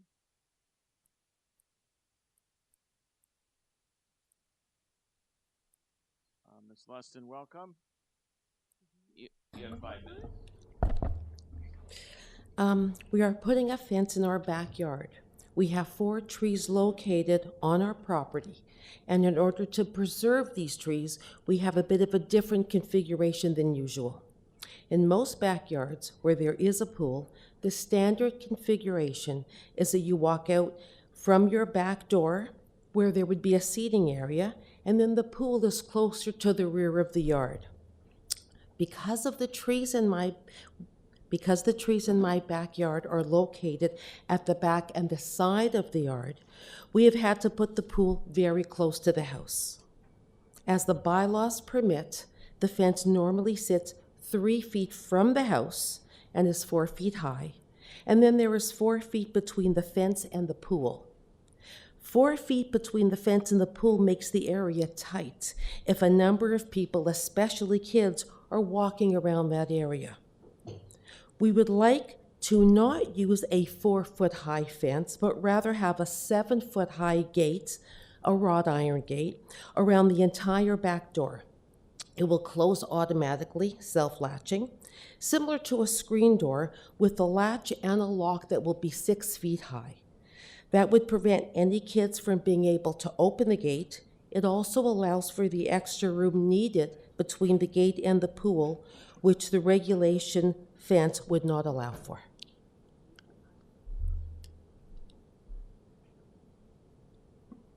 Great.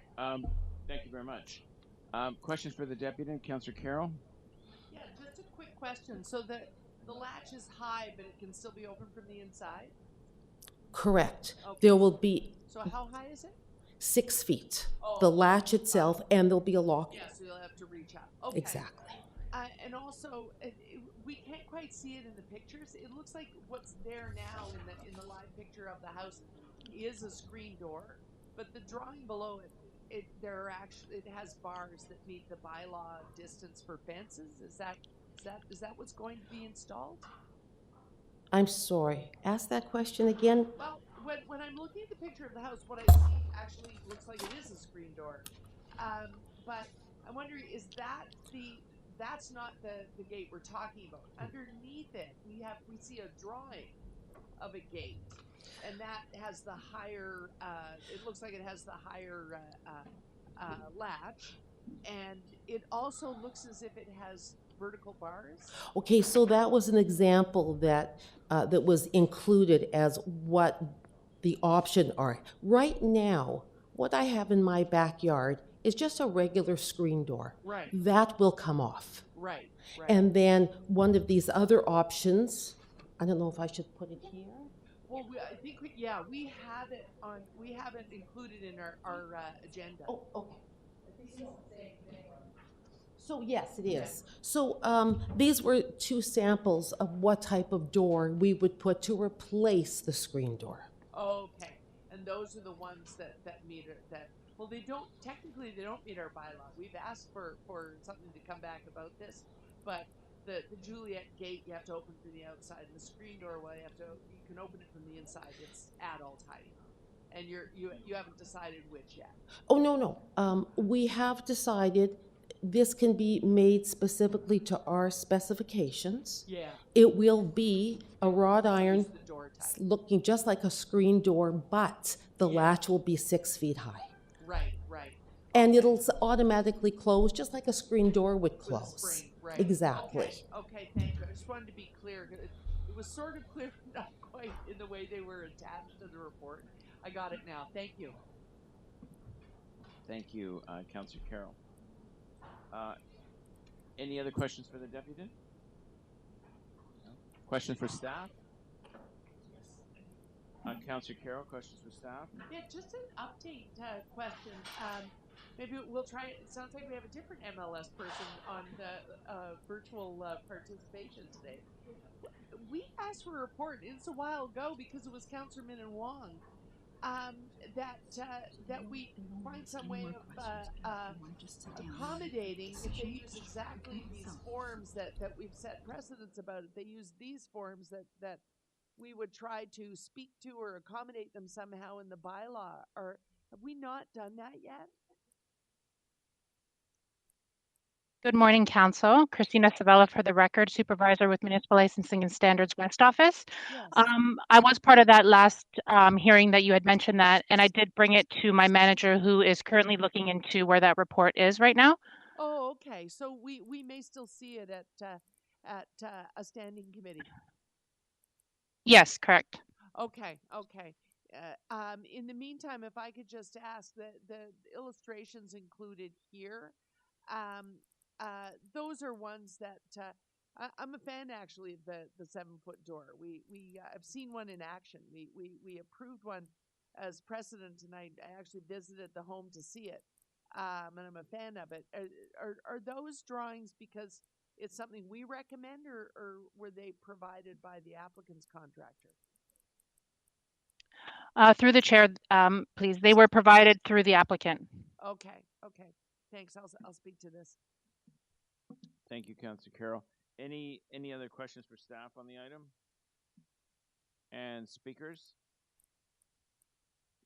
Councillor Carroll? Yeah, quite by accident. In my personal life, I ended up visiting a home that has one of these doors, and you know, if we are reaching a compromise, I have to say that they do, you know, provided it stays on its hinges and the spring stays loaded in it, they do actually provide a pretty good compromise. And I have to say, without detracting too much from the appearance of the house, because they, you know, they're constructed by the contractor to meet the shape of the door. And so you end up with something that provides the safety, and I think does not lead to homeowners cursing us forever and ever, amen, because we've made them put something ugly on the side of their house. It actually can become architecturally congruent and safe at the same time. So if that's what's going on here, I applaud it, and I really do look forward to staff bringing that report, because I know that in other community councils, they're not having this type of discussion as we're have, and therefore approving things they shouldn't be approving. I'll just put, not to put too fine a point on it, I'd love to get to where we had a standard on this.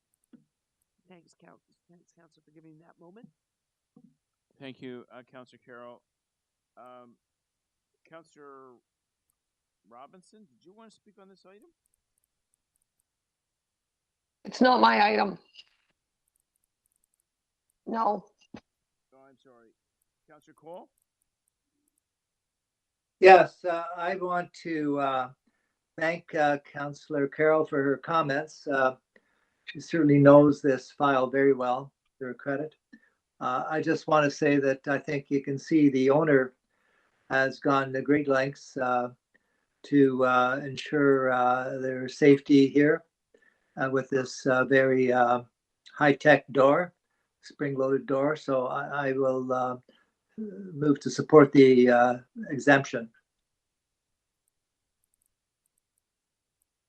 All right, Councillor Cole has moved number 2, granting the application. All those in favor? Opposed? That is carried. With committee approval, I'd like to quickly deal with item number 33, which is a walk-on item. This is a motion asking staff to more closely study number 30. We're going to jump to 33. Yeah. So we can dispose of it quickly, hopefully. This is asking staff to come up with some safety measures regarding pedestrian and traffic mayhem in the Wilson and Dufferin area. There is a Tim Hortons there with a drive-through, and the drive-through backs onto Wilson Avenue, blocking the sidewalk and, of course, causing a backup of traffic. It creates a series of very dangerous turns, left-hand turns from the westbound lanes. It creates enormous risk as cars exit the drive-through onto Wilson Avenue.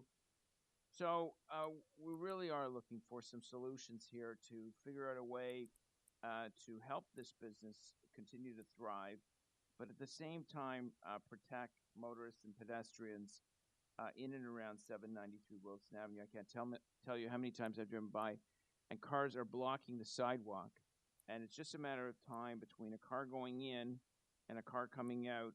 The car coming out would not see the sight lines, would have its sight lines obstructed, and would hit a pedestrian walking east or west along the south side of Wilson Avenue on the sidewalks. So this is asking staff to report to the next community council meeting, and we've spoken many times about this, but this is getting more and more urgent. So I'm bringing this motion to move forward with this. So unless there's any other questions for staff or other speakers, I would like to move the rest. I would like to speak. I'd like to speak to this motion, Councillor Cole. All right. So okay. So it wasn't a quick release. Okay. So Councillor Carroll has questions of staff. It's just a quick one. I wonder if that's enough time. And then Councillor Cole wants to speak. Just a quick one. Is that enough time to do the study and come back with good solutions? Because print deadline is a couple days away. Right. Thank you. Thank you for the question. And through the chair, I think we move that off to the next meeting following. We could probably achieve that, but it's certainly going to take more time than a couple days, which is the agenda deadline. So thank you for that. This is kind of subjective, but you'd get a better result, wouldn't you? Absolutely. Okay.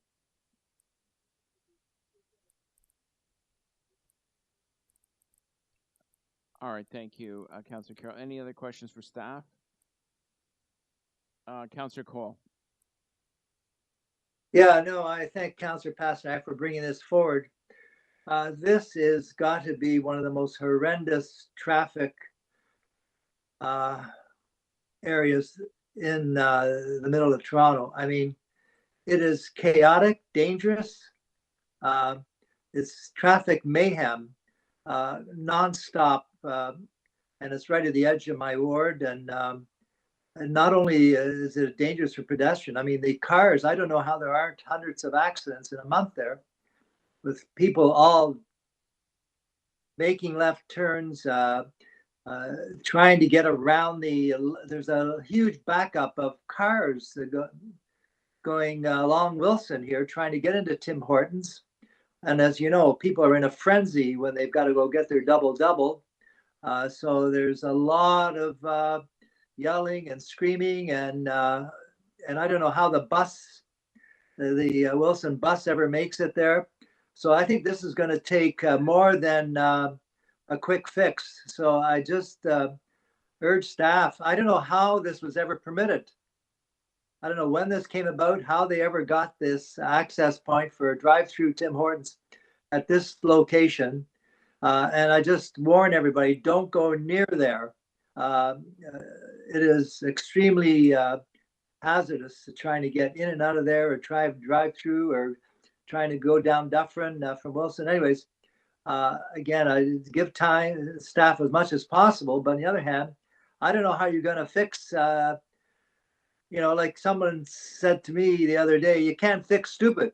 And whoever got this going with this drive-through there, I just boggles the mind. Thank you. Thank you, Councillor Cole. You are absolutely correct. This is a tragedy waiting to happen at this spot on Wilson Avenue. I've taken the advice of my colleague and staff. We're going to give a little more time. So we're going to bring it back, not to the next North York Community Council meeting, but to the September one. I trust that's satisfactory. Okay, I see a thumb going up. So I'll put the amended, it's already on the screen. Unless there's any other speakers, could we put this to a vote?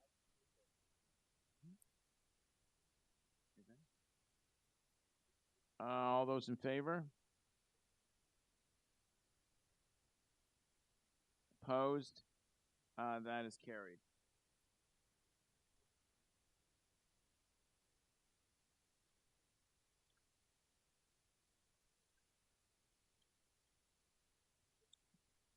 Okay, so we're back to item 23, 89 Dawlish Avenue. I have one speaker, Jason Pantaloni.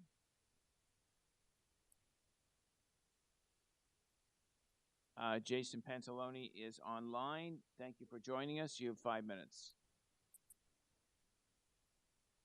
Hi there. Can everyone hear me? Yes. Excellent. Thank you, Community Council. Jason Pantalone. My wife and I and 3 children have been living in the community for over 15 years. We're located at 89 Dawlish Avenue. And I'm presenting today to just talk about the fence exemption that we're requesting for our pool enclosure.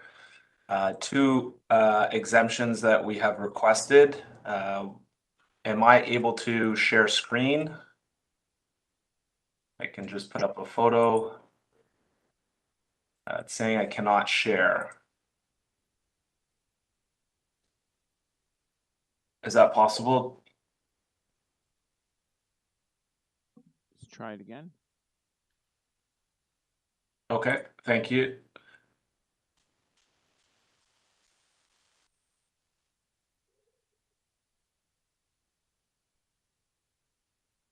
So the first issue that I'm looking for the exemption would be in regards to the current fence that we have along the western side of our property line. As you can see, the wood 6-foot fence that has been installed along our property line, and then there in the distance you can see the existing garage of our neighbor that abuts the property.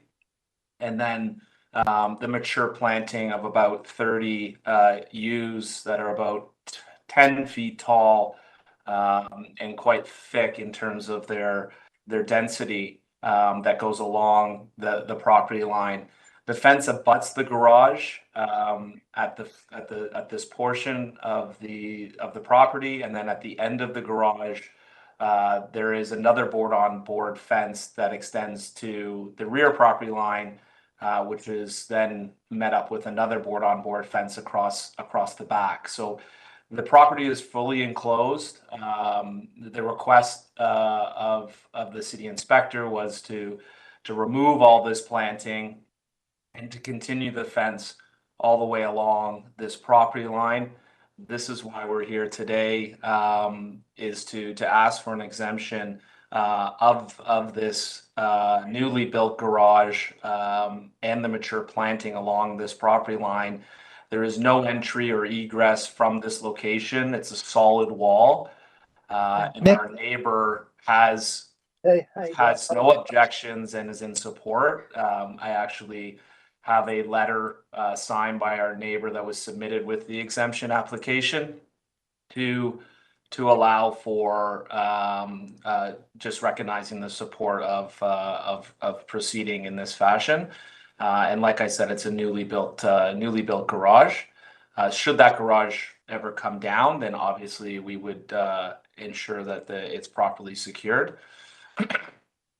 The second item, this is another image just showing the dense planting. I'm assuming as I scroll down, you're able to see that.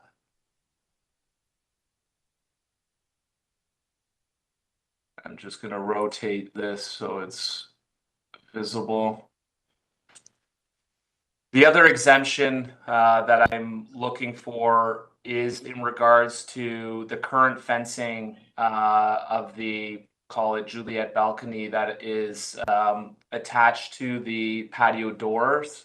If you can see, it's hard to see, but you'll see the aluminum gate with locking mechanism that complies with the bylaw in terms of its height and its locking mechanism.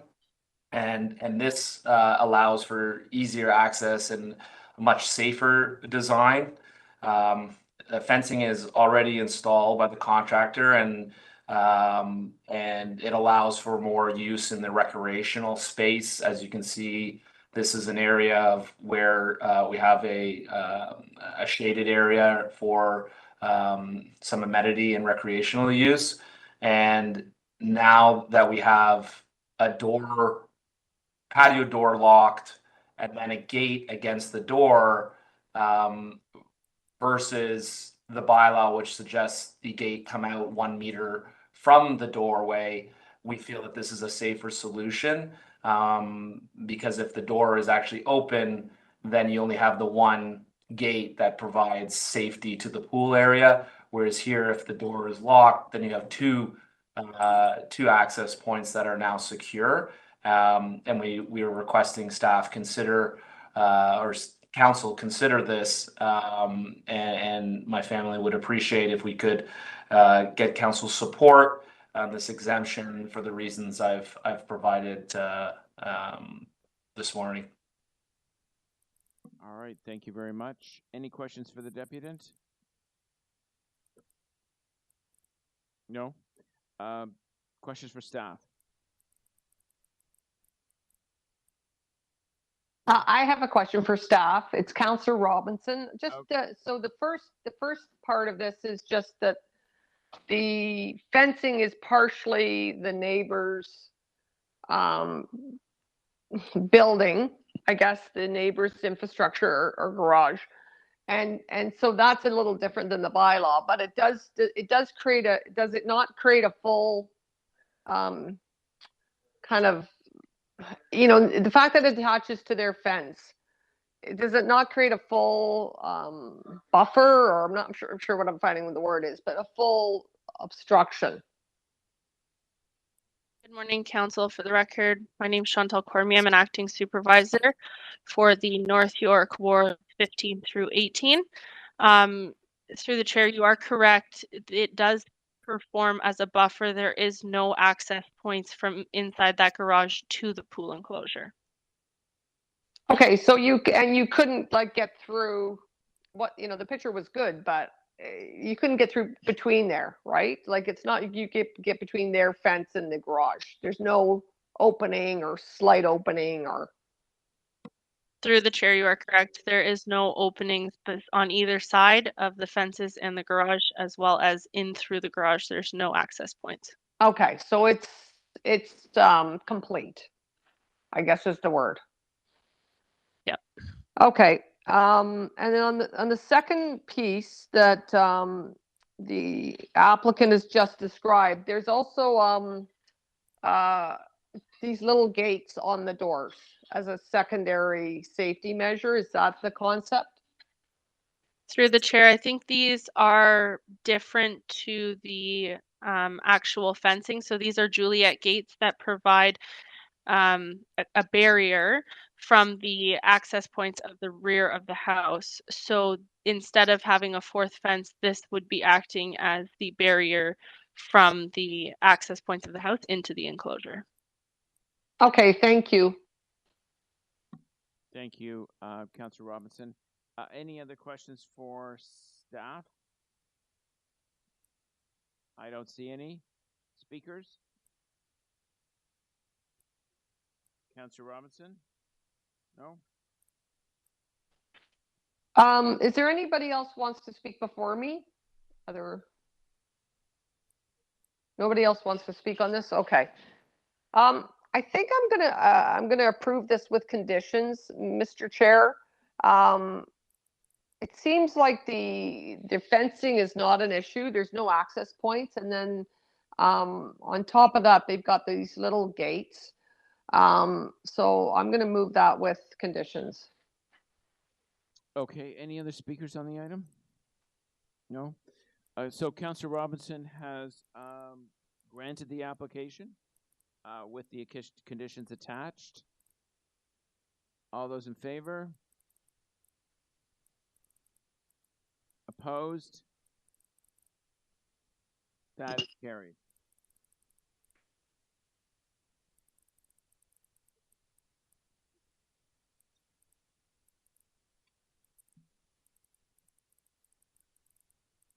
Next is item 24, 11 Malabar Place. Councillor Cheng, you held the item.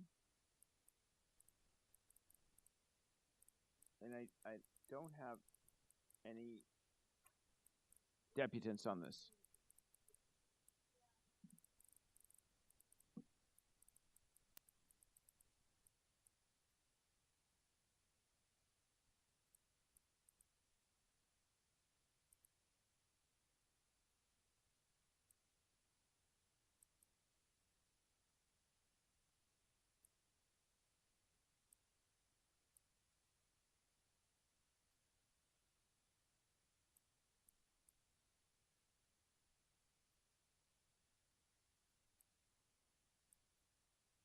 Okay, so I've been briefed on the item.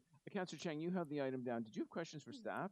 I do. I'm just looking at the chain link fence, and just wondering, does that fulfill the requirement for this pool?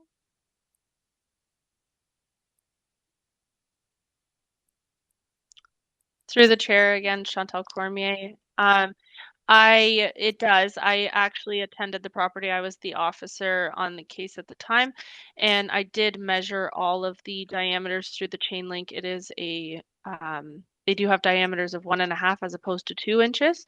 So all the fencing was in compliance aside from a couple areas to which the property owner has brought all areas of the chain link fence in the surrounding pool with the gates attached into compliance. The only thing that is outstanding right now is the water's edge is too close to the enclosure, which they're using the back wall of their property. Okay, so the holes of these fence are small enough that it prevents anyone from being able to climb it. Is that what I'm hearing? Through the chair, you are correct. The regular size of diameters around, or gauges, sorry, would be 2 inches. In a pool enclosure, they are required to be no more than 1.5, and these all measured out to be of that measurement. So are you satisfied that this current proposal reduces the risk of drowning properly? Through the chair, I am satisfied that there are no health and safety concerns with the enclosure. I just want to add that the windows at the back, if you can look at the pictures that were submitted, the windows at the back are closed. They're incapable of being opened, in addition to the other safety measures that are in place. So to answer the question, yeah, I believe all aspects of this enclosure stand up to the health and safety requirements of the bylaw. Great, thank you so much. Great, thank you, Councillor Cheng. Any other questions for staff? No? So I understand that Councillor Robinson earlier had moved granting the application with conditions. Is that still the case, Councillor Robinson? Did you want to speak to it? Yes, that's correct. Okay.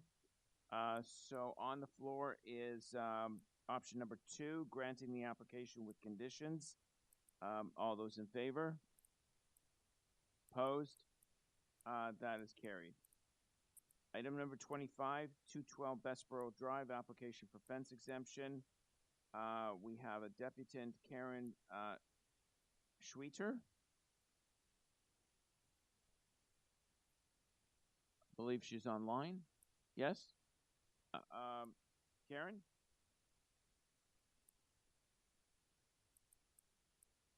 Unmute.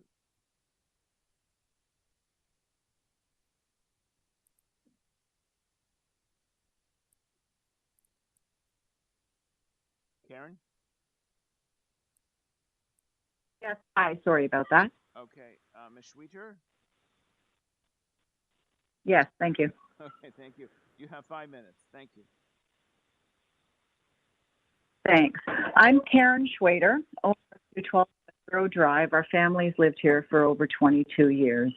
We have an original 1.5-story Leaside home. Our neighbor to the south has a much larger, longer home. On the side of their home, they have a kitchen sink window which directly overlooks our back patio and backyard. Their family consists of a man, a woman, and their adult son who are always at that window. We've always felt awkward, but when we installed a hot tub with a young teen daughter, well, it really felt awkward then. We hoped that they'd put a curtain up, but alas, that wasn't the case. And at the time, we understood we could put up a privacy wall. The neighbors complained that they couldn't see our yard and reported to the city. When the inspector came out, we learned that the wall exceeded the height restriction. We asked for an exemption, and yet we immediately hired an architect. He suggested a plan to build a deck and a fence and applied for a permit. The current privacy wall would be removed when the deck and fence are built. So we'd appreciate receiving that city permit as soon as possible again, and that wall in question would be removed. Thanks for your time. Great. Thank you very much for your comments. Any questions for the deputants?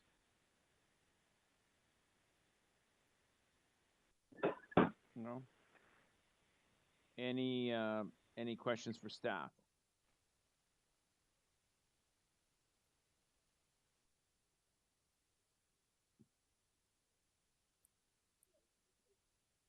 All right. No questions for staff. Speakers. I'd like to move the staff recs. Wait, I want to make sure I've got 4 of these in a row, so I'm just going to make sure the staff recommendations to grant the exemption. So Councillor Robinson is electing to move option 2, which is granting the application with some conditions. All those in favor? Opposed? That is carried. Item number 26, 3 Cameron Crescent. We have a deputant, Saba El Mathno of QBS Architects. He is on the line. Saba?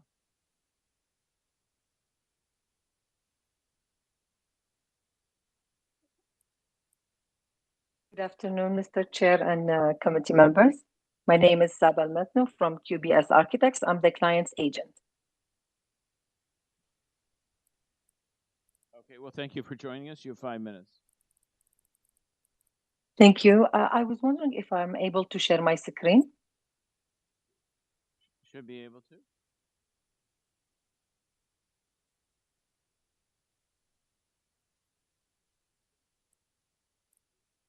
Thank you very much.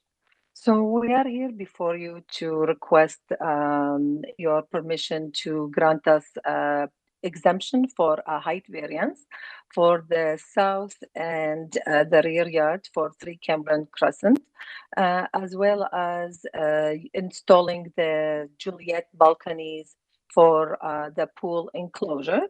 The reasoning behind the fence height is the pool for sure, and our client has 2 boys for increased safety measures and for the grade climbing up. The minor increase in fence height happened in the back and one of the sides. And these Juliet balconies, Juliet fences have been installed there, anchored to the ground, self-latching and up to code. So we are here today seeking your permission to allow for these 2 items. And I would like to mention that we have the support of both adjacent neighbors and the neighbor at the back. Okay, thank you. Thank you very much. Any questions for the deputant? Okay. Saba, thank you very much. Questions for staff, Councillor Carroll? Yeah, I'm wondering if staff can help me out with this a little bit. We are permitting Juliet gates. These look like they have the outside latches. You lock and then you have to reach around, open from the outside.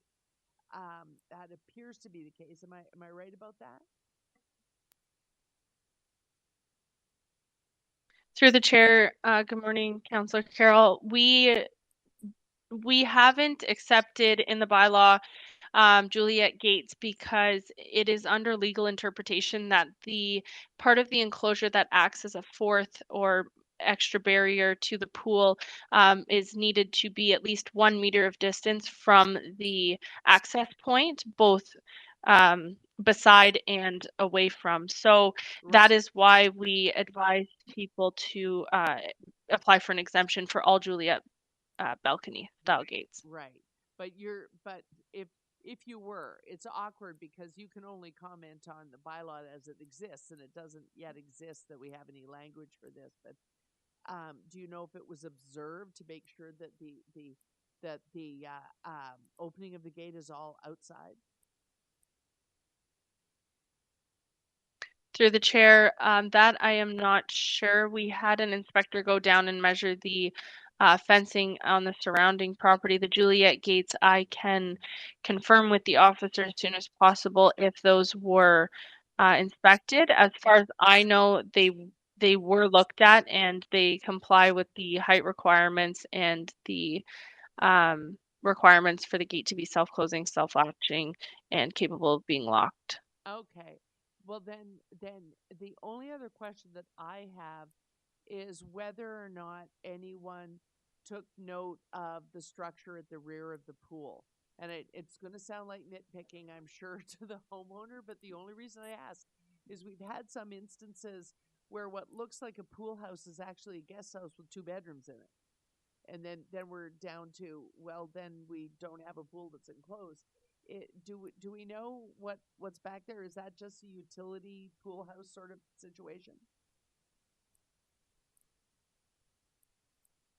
Through the chair, Councillor, I'm just looking at the pictures that are submitted and I don't see a structure at the rear. Oh, there's very definitely one. It's very similar in design and architecture to the main house, so that may be what's confusing you. But there are 2 structures in this set of pictures. One is the main house with the Juliet gates, and the other one is a cutest little thing with no Juliet gates, and that's some form of pool house. I don't know if it's a garage or it's a pool house or it's a guest house with actual sleeping quarters. Through the chair, I see what you are addressing now. Yeah. It is a structure in the back. However, again, I don't know if this particular structure has bedrooms or what the interior design of it is. That I could definitely get the answer to you when speaking with the officer. And I also don't know if, I believe the back of that structure does not act as the part of the enclosure. I believe there might be a fence behind it. Yeah. Okay. But with that being said, I can definitely get those answers for you. Okay. I'm going to put myself down to speak, but just briefly so that we can maybe give staff some advice.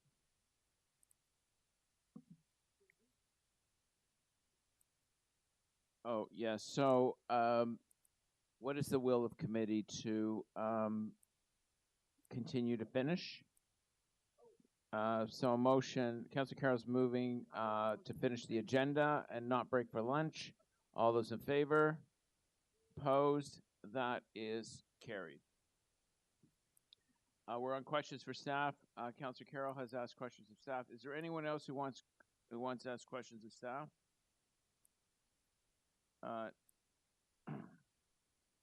Sorry to interrupt. Anyone else for questions for staff? No. Speakers? Councillor Carroll to speak, and anyone else? No? Just a very quick comment for staff. I see Chantel is still on and listening.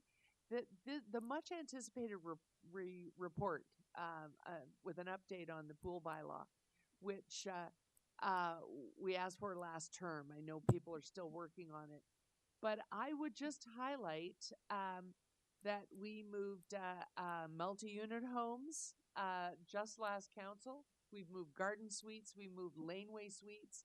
And so in inspection, I think it's going to be important to look at second structures. If there's a structure at the back of the yard, we need inspectors to look and see if that's a place where I've built a home for my daughter and my grandchildren to live in, because that's a whole new world of pool enclosure if that's the case.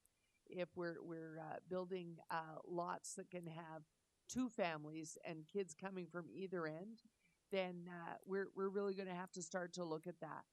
And you know, if there's a kitchen in there and living space in a bedroom, it begs the question, why isn't there a gate on that home too? It's just something we're going to have to grapple with, I think. Those are my comments. I'll support whatever action the councillor is taking here. Thank you, Councillor Carroll. Councillor Robinson? Thank you, Mr. Chair. Was somebody else going to speak? Any other speakers?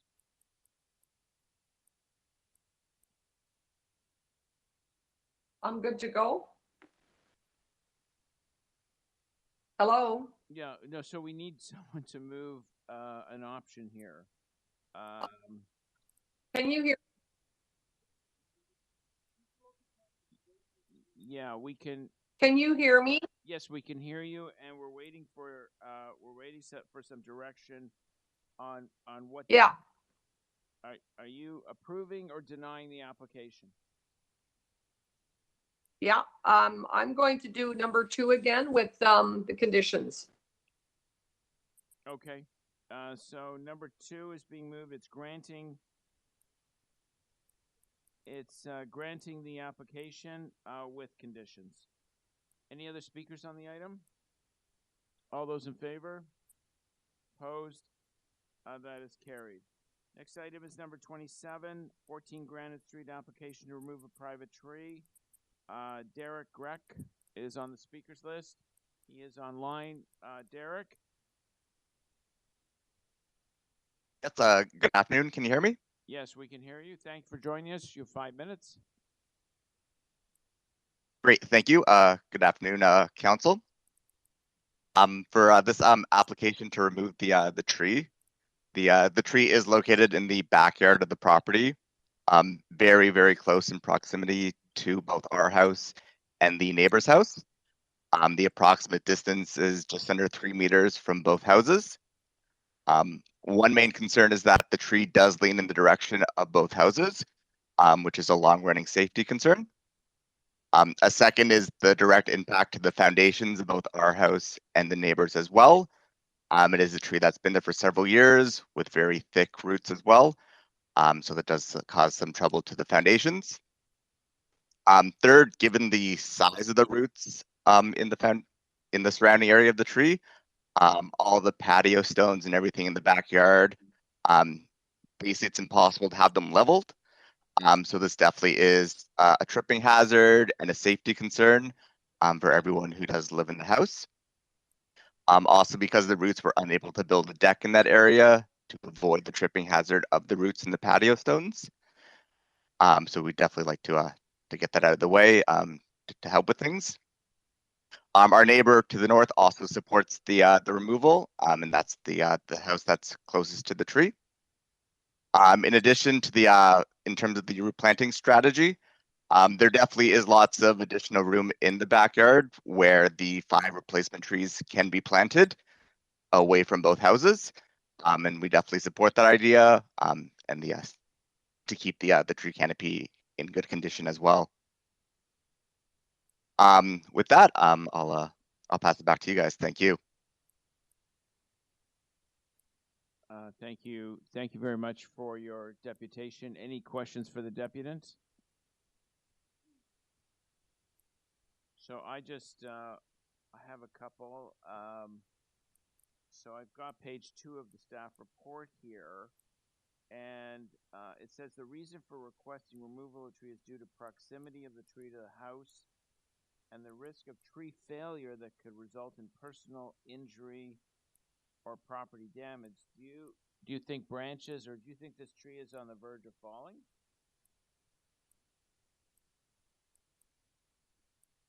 For this particular tree, there's not many long branches away from it. It would be structural failure of the tree itself that would directly fall into one of the 2 houses. So you mentioned that your neighbor wants it removed as well. Why would your neighbor want it removed?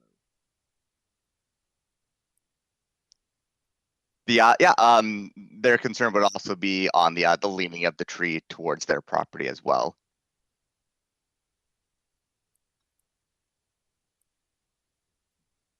All right, thank you.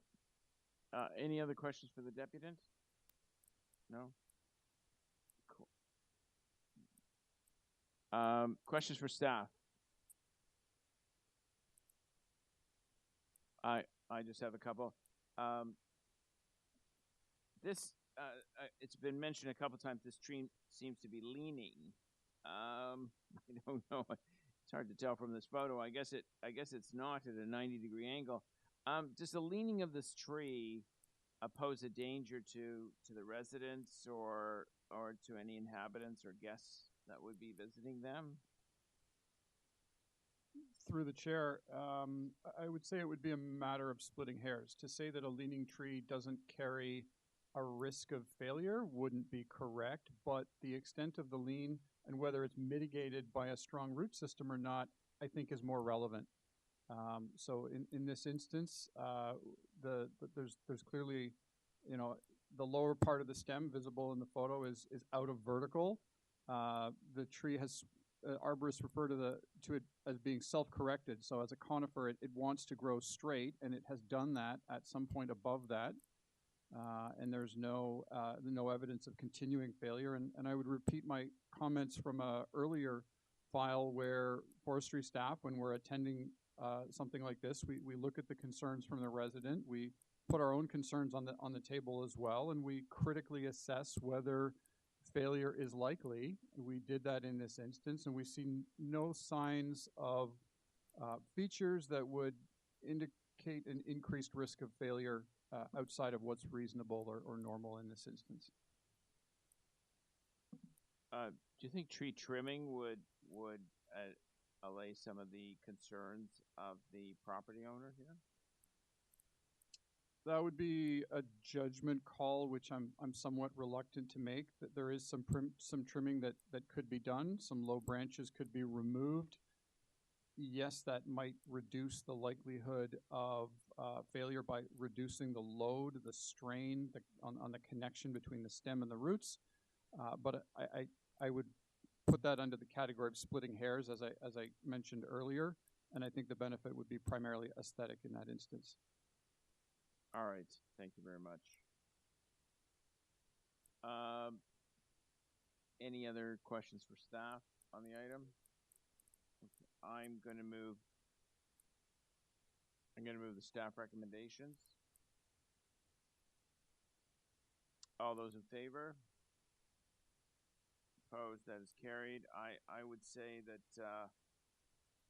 maybe I'll come visit the site. I'm talking to the property owner. Maybe I'll come visit the site in the coming months, and you can show me more directly what your concerns are. I don't see that here, and then we can maybe revisit this in a year's time.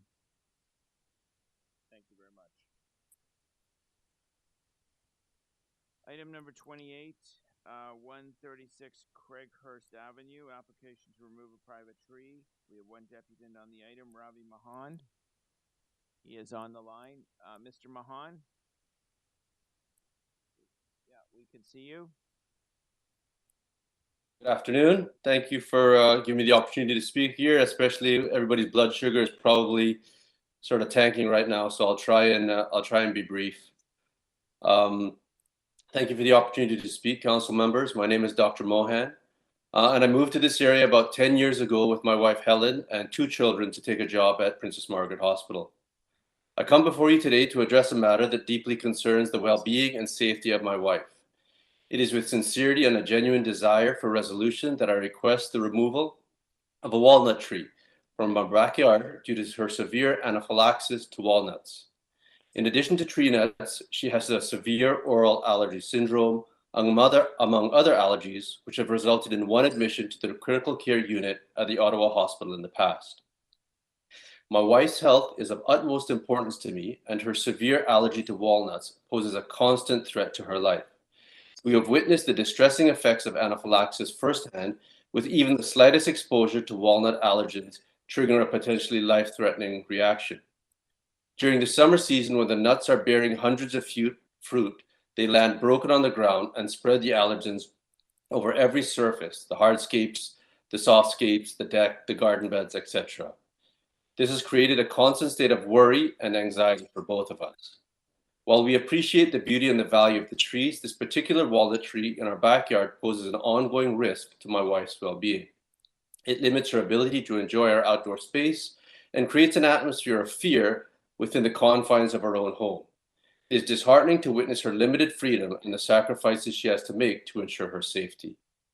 I understand that the urban forestry and my colleagues at Toronto Public Health believes that the allergen risk is highly unlikely unless the nuts containing juggulone is ingested.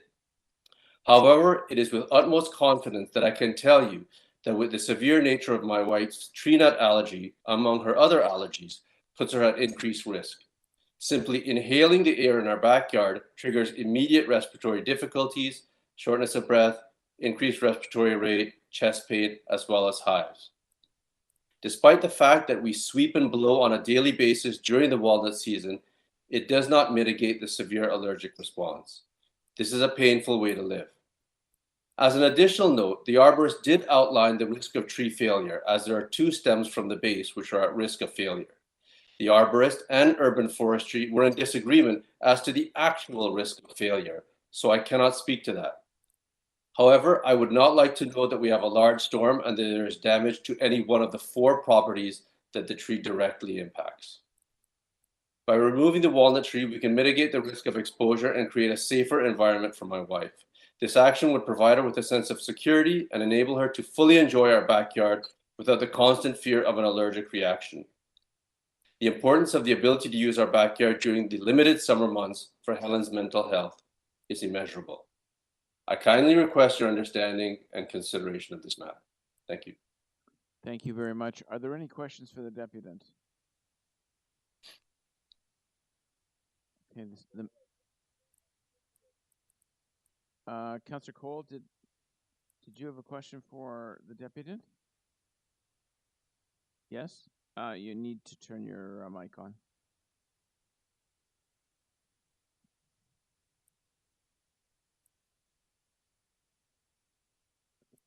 Councillor Cole? I think you're having audio problems here. There. Can you Oh, hear there me you now? go. Okay, great. Thank you. Go ahead. Yeah, listen, I just want to ask the deputant, Dr. Ravi Mohan, when you purchased the house, did you know there was a black walnut tree in the back?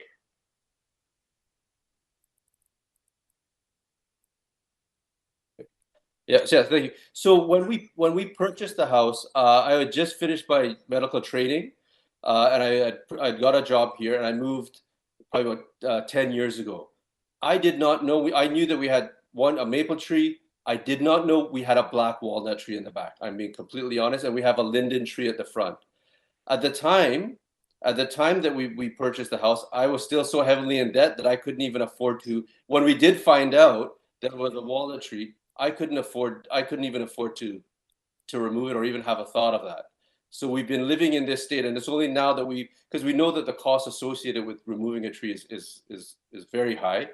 But we've been sort of living with it in a very painful manner. But now we have the opportunity to try and manage it to sort of improve things. And really, this was really highlighted during the pandemic, how not being able to go out and being confined inside, even within our own yard, really affected us. Okay, thank you, doctor, for that information. Thank you. I'll speak to it, Mr. Chair. Any other questions to the deputant? No? Staff? Councillor Carroll? Yes, you mentioned it in your report, but council has upheld your advice in the past. We don't threaten our tree canopy on the basis of allergy. Is that written is that a council voting precedent, or is that in the policy or as a recommendation? Through the chair, thank you. The way you phrased the question, I'm not sure I can answer it directly. I can speak to forestry's position, which is iterated in the staff report, and I can speak to the fact that it's informed by prior consultation with city legal. The private tree bylaw itself doesn't give forestry the authority to consider health or allergy or things like that. I would say that it has been my experience, which is not citywide and not universal, that council typically does support the staff recommendation with respect to walnuts and the recommendation from public health in the past. But the decision is ultimately council's in this instance. Yes. Council isn't bound by the bylaw in the same manner that staff are. Yeah, we actually on one occasion, I think it was last term of office, we went because the item kept sort of coming back to us through deferral after deferral. We went to the trouble of having the medical officer of health submit to support your recommendation that there isn't a danger unless the nuts are ingested. I don't know when the last time that was reinforced was, but I believe I recall the file you're referring to in the prior term. It was out of Councillor Minawong's ward at the time. And the external consultation that happened was with legal with respect to that's right. It was legal that sought liability to the city of saying no to a removal request in this instance. And so if you wanted, I can direct you to that resource if you want to consider it at some point. No, that's helpful. You've refreshed my memory. Thank you. Those are my questions, Mr. Chair. Thank you. Thank you, Councillor Carroll. Any other questions for staff?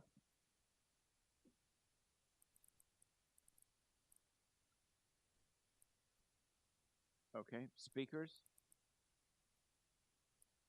Councillor Cole? Yes. Yeah, the item that Councillor Kerr was referring to was in Councillor Minawong's area. I remember the protracted debate we had over that request, given the again allergies, etc., concerns that the residents had, and it is really a troublesome issue that we are going to have to decide between the potential allergic reaction that a person may have or not have. And I remember that one case, there was children that supposedly were allergic to black walnuts. But then we found out later that the children were in their 20s. But anyways, that's besides the point. The issue is obviously very perplexing for Dr. Ravi here and his wife. And so what do? Do you basically disregard that? And in this case here, it's on not only a first phase case of allergic reaction, but his wife has other allergies that compound her concerns and the family's concerns about allergic reaction to the nuts. And so it is a real conundrum right across the city in terms of these black walnut trees, which are very long-lasting, beautiful, healthy trees. Yeah, sorry to interrupt. But Paul, just for clarity's sake, did you move the staff recommendation? No, I'm moving that we grant permission for the removal of the tree. All right. Okay. And the reason I'm doing that is because I just don't want to be caught here between our policy, which is a very sound policy. And again, we've had a lot of sound investigation reports back and forth from legal, from public health, etc. But I just don't want to be put in a position where I'm going to basically, play God in this case here and say, well, too bad about your fears and, the allergies. And in this case here we've got a respected medical doctor here in Toronto that's expressing his concern for his wife's health. So I just cannot, basically be comforted by the fact is that we have a policy and we've got to stick to it when we have this very, very obvious flag raised by the homeowner, in this case, a very knowledgeable homeowner, who has a very precarious situation with his wife's health. So I'm reluctantly going to move that we allow the removal of the tree and the planting of 5 other trees, either on the site or a cash in lieu of. Thank you, Councillor Cole. Any other speakers on the item? Councillor Carroll. Just briefly, Mr. Chair, I'm going to have to ask for a recorded vote on this. I went to the trouble of asking questions of staff about this to remind people of our precedent in this regard, and I want to remind people also that we're talking about this is in a neighborhood that is literally lined with trees. If you are allergic to black walnuts in North Toronto, you're making a big choice because it's a neighborhood with a lot of black walnuts in it. And so removing this tree is not going to address the allergy situation. This is a city doing everything it can to maintain its tree canopy, including the black walnut trees. And we are well and truly on the record with a legal opinion that if you're going to protect trees, then removal of trees is not the way we address allergies. So if I could have a recorded vote on the councillor's motion, please. Any other speakers on the item? No? I will reluctantly support the local councillor. I was compelled by the deputation, and I believe that when in doubt, you lean towards the local councillor who knows his local situation fairly well. I don't think we can take the gamble here. While these are wonderful trees, replacement trees are required, and I think that would mitigate the loss of these too. But health comes first, family comes first, and that's the way I'll be leaning. So let's vote. So we'll take the motion first, approving the removal. It's on the screen. All those in favor? Councillor Cole, Councillor Pasternak, Councillor Cheng, and opposed, Councillor Burnside, Councillor Carroll, and Councillor Robinson. Loses on a tie. All right. So the default is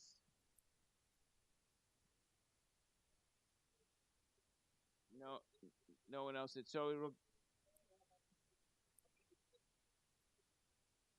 So there's no decision on this item. In the past, this would have gone to council without recommendation. We don't do that anymore.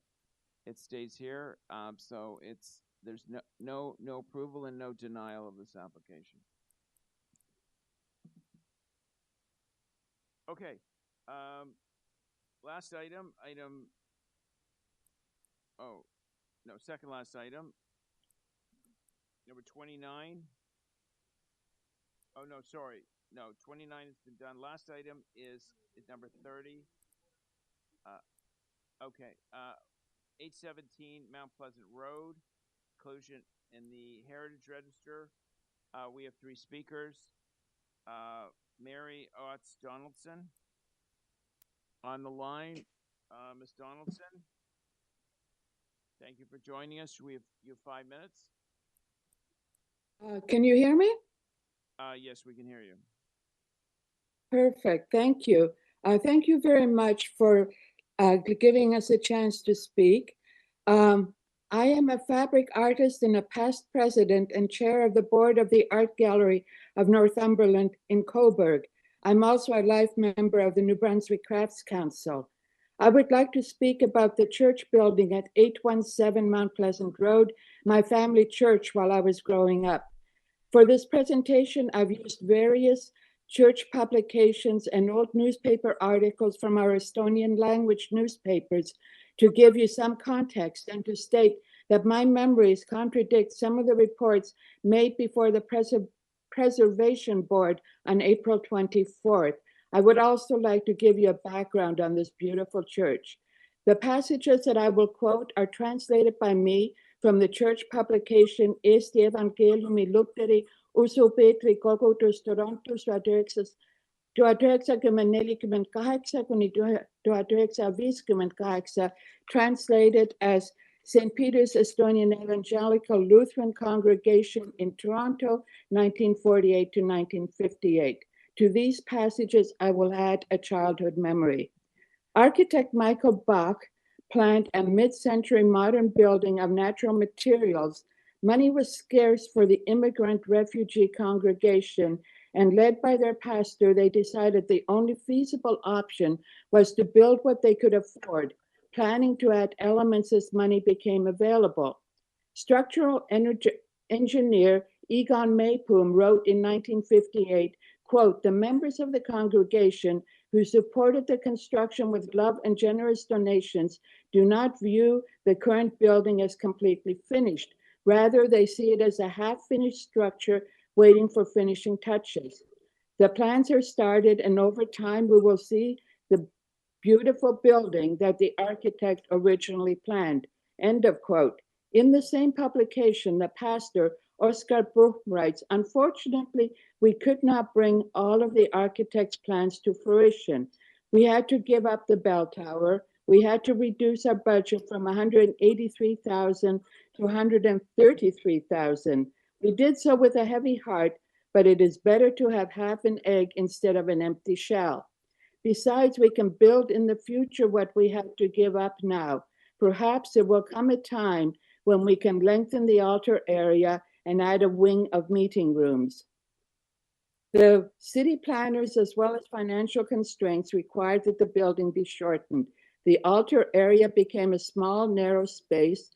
The organ was placed at the back of the altar because the city planners did not trust that cantilevered balcony would hold the weight.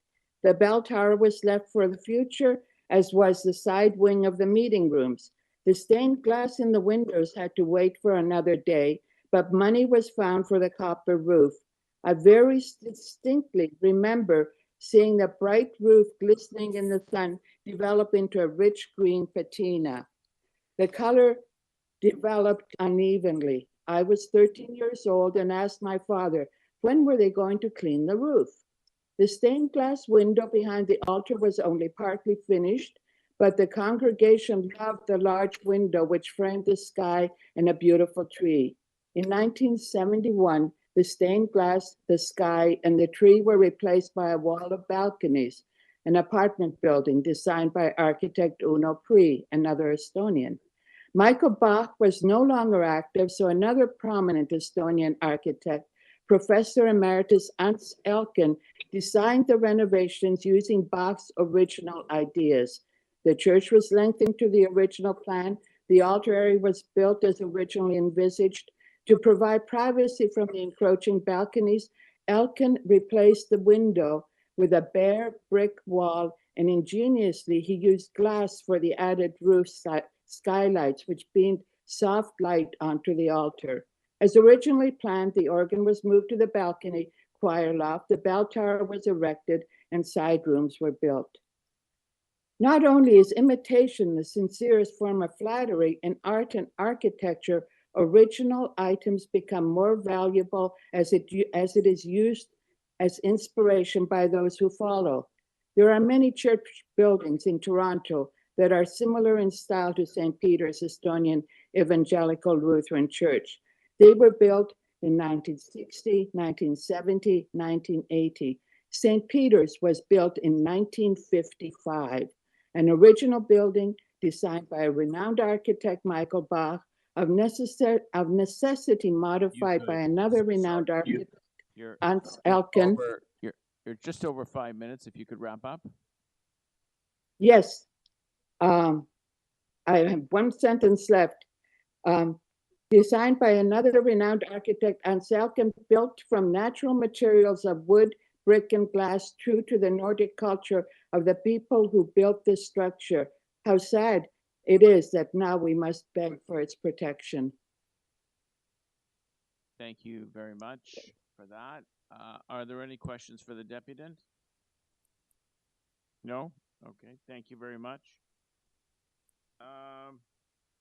Ilu Katrin Mehmetz on the line.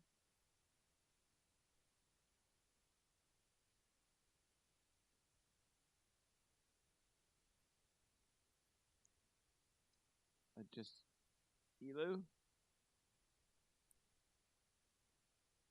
Unmute.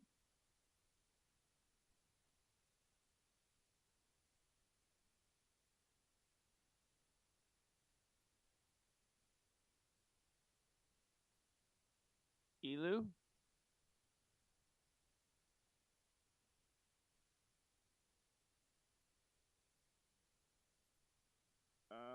Tina Jenkins. Miss Jenkins.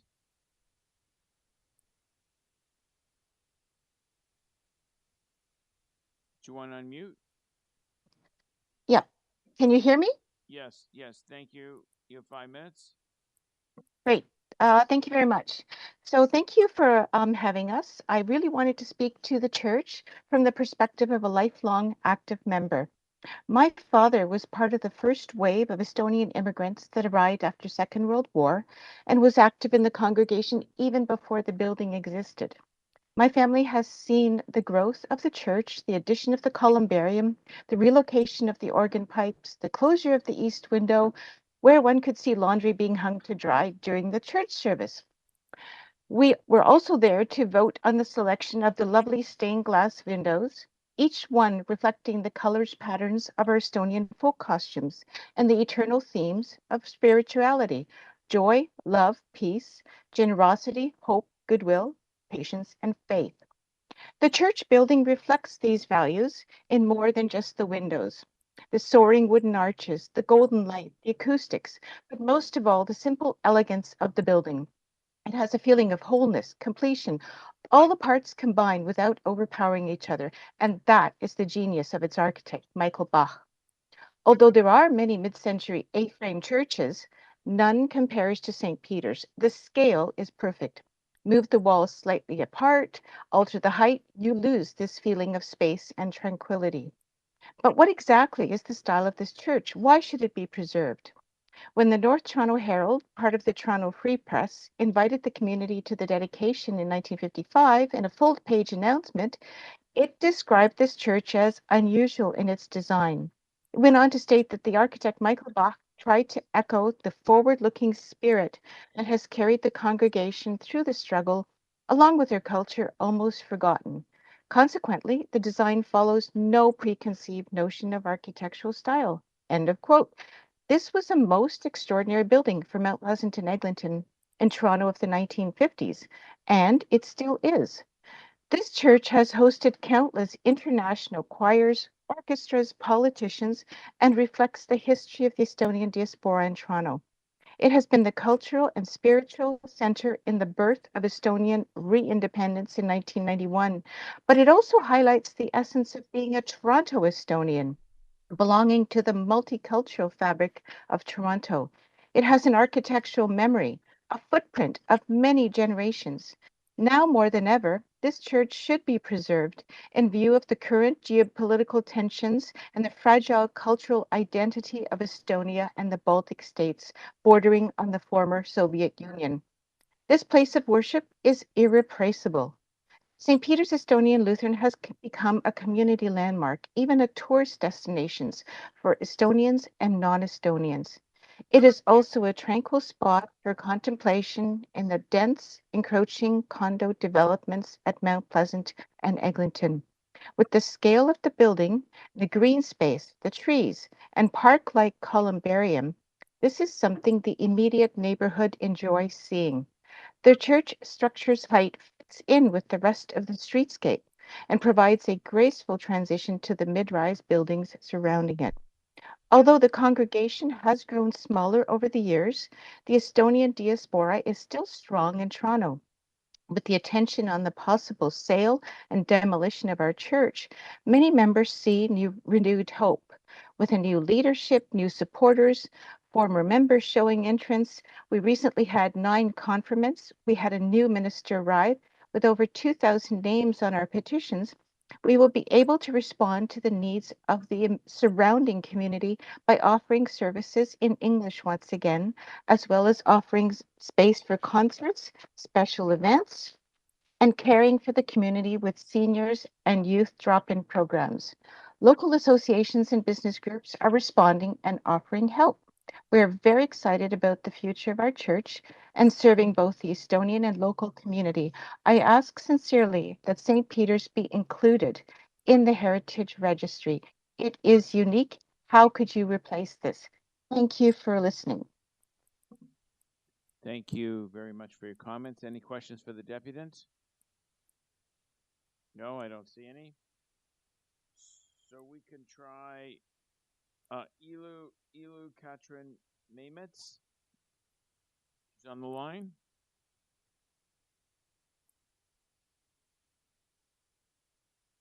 You have to unmute.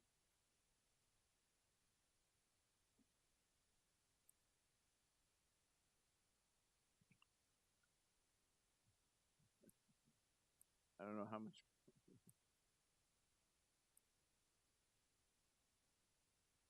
So, can you hear us, Miss Mametz? No? Unfortunately, we're gonna have to move on. Hello? Sorry. Miss Mametz? Hello? Hello? Can you hear me? We can hear you. Hello? Yes, we can. You can. Oh, wonderful. Thank you. So, I guess are you going to reset your clock? Thank you. So my name is Ilo Katrin Maimetz, and I'm speaking on behalf of Tiu Reuser, who is currently up north with a terrible internet connection. Well, I'm in Toronto with it. She wanted so badly to be part of this hearing.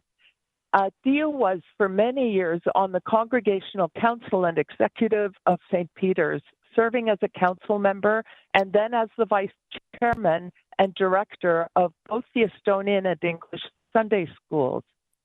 When she heard talk about the sale of the church, she was the one that prepared and sent in the heritage property nomination form 3 years ago. Since there was room on the form for just one signature, she attached a list of 58 other names who supported the application.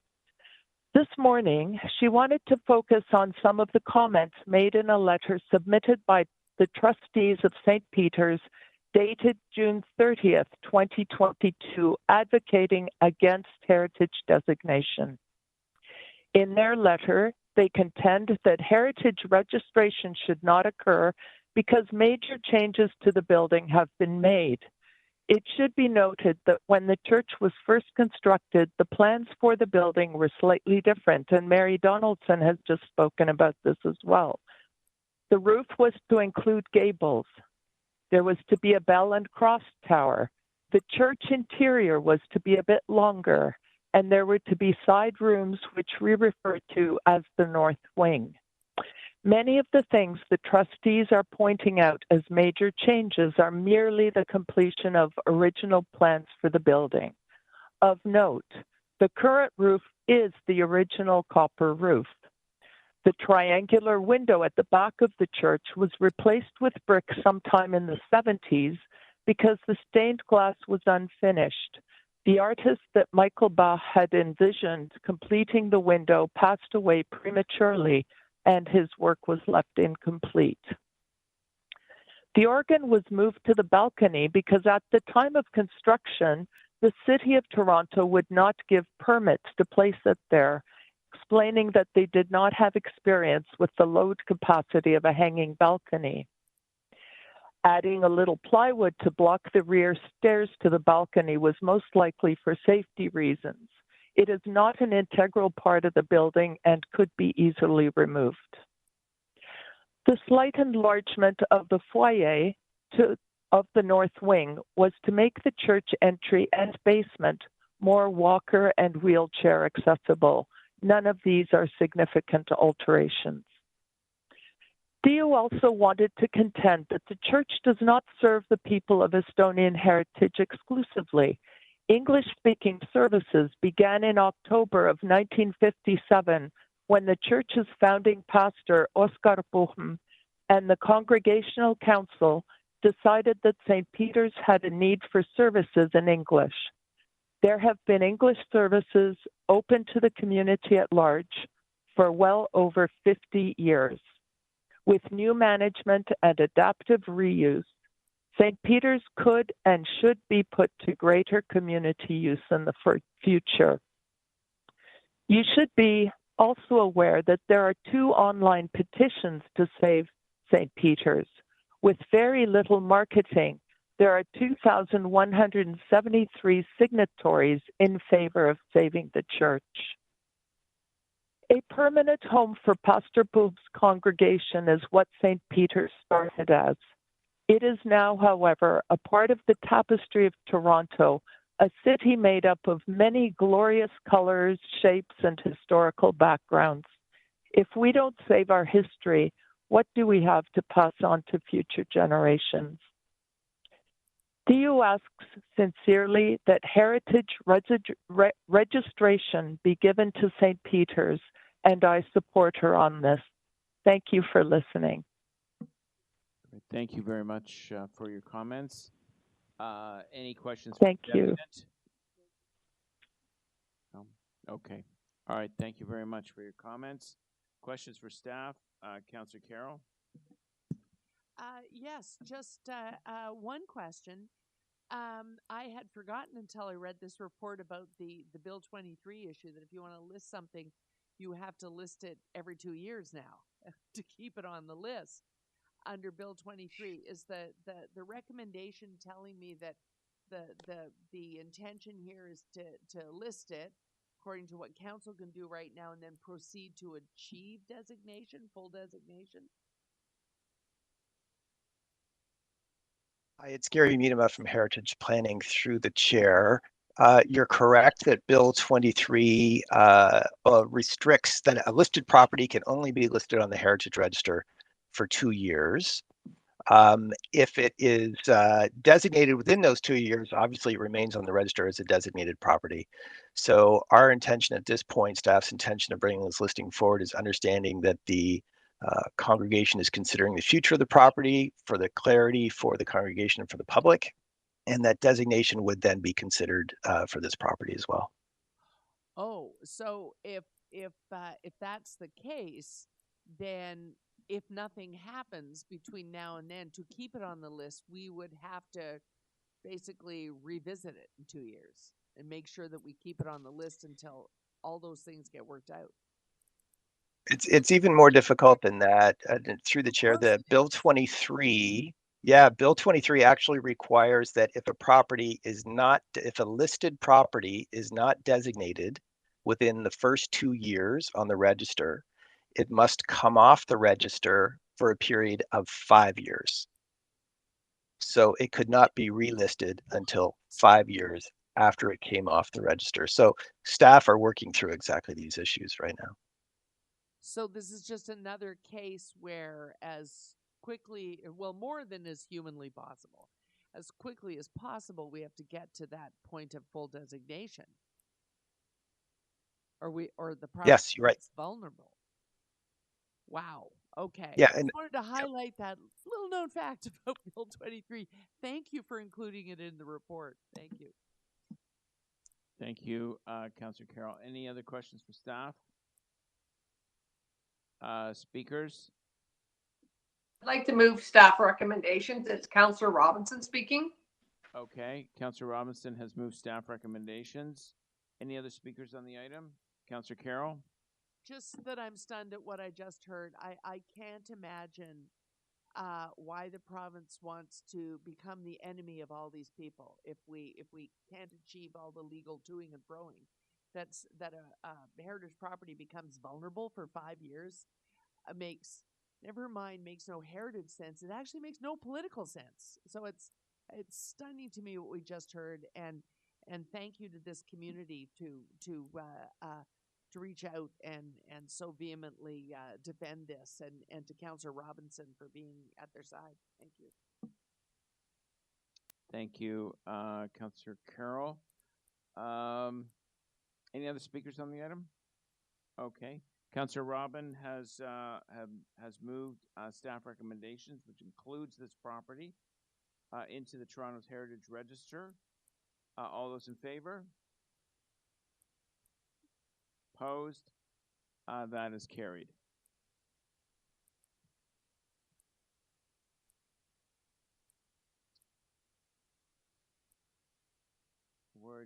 That was the last item. We're just going to do the bills now. Councillor Cheng, would you like to do the confirmatory bill?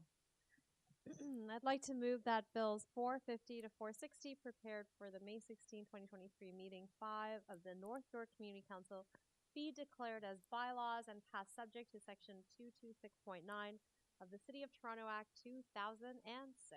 Marvelous, great. All those in favor? Opposed? That is carried. One more. Or we get someone else to do this. Confirm. You have to share. You have to share the limelight. Councillor Carroll, would you like to do the confirmatory bills? Certainly, that confirmatory bills to confirm the legislative proceedings of the North York Community Council acting under delegated authority at meeting 5 on May 16, 2023 be declared as bylaws and pass subject to section 226.9 of the City of Toronto Act 2006. Great. All those in favor? Opposed? That is carried. That concludes our business for today. Thank you very much, clerk staff, city councilors, our dedicated public service, members of the public, deputants, for a successful meeting. And thank you once again to Councillor Carroll for filling in to get the meeting going.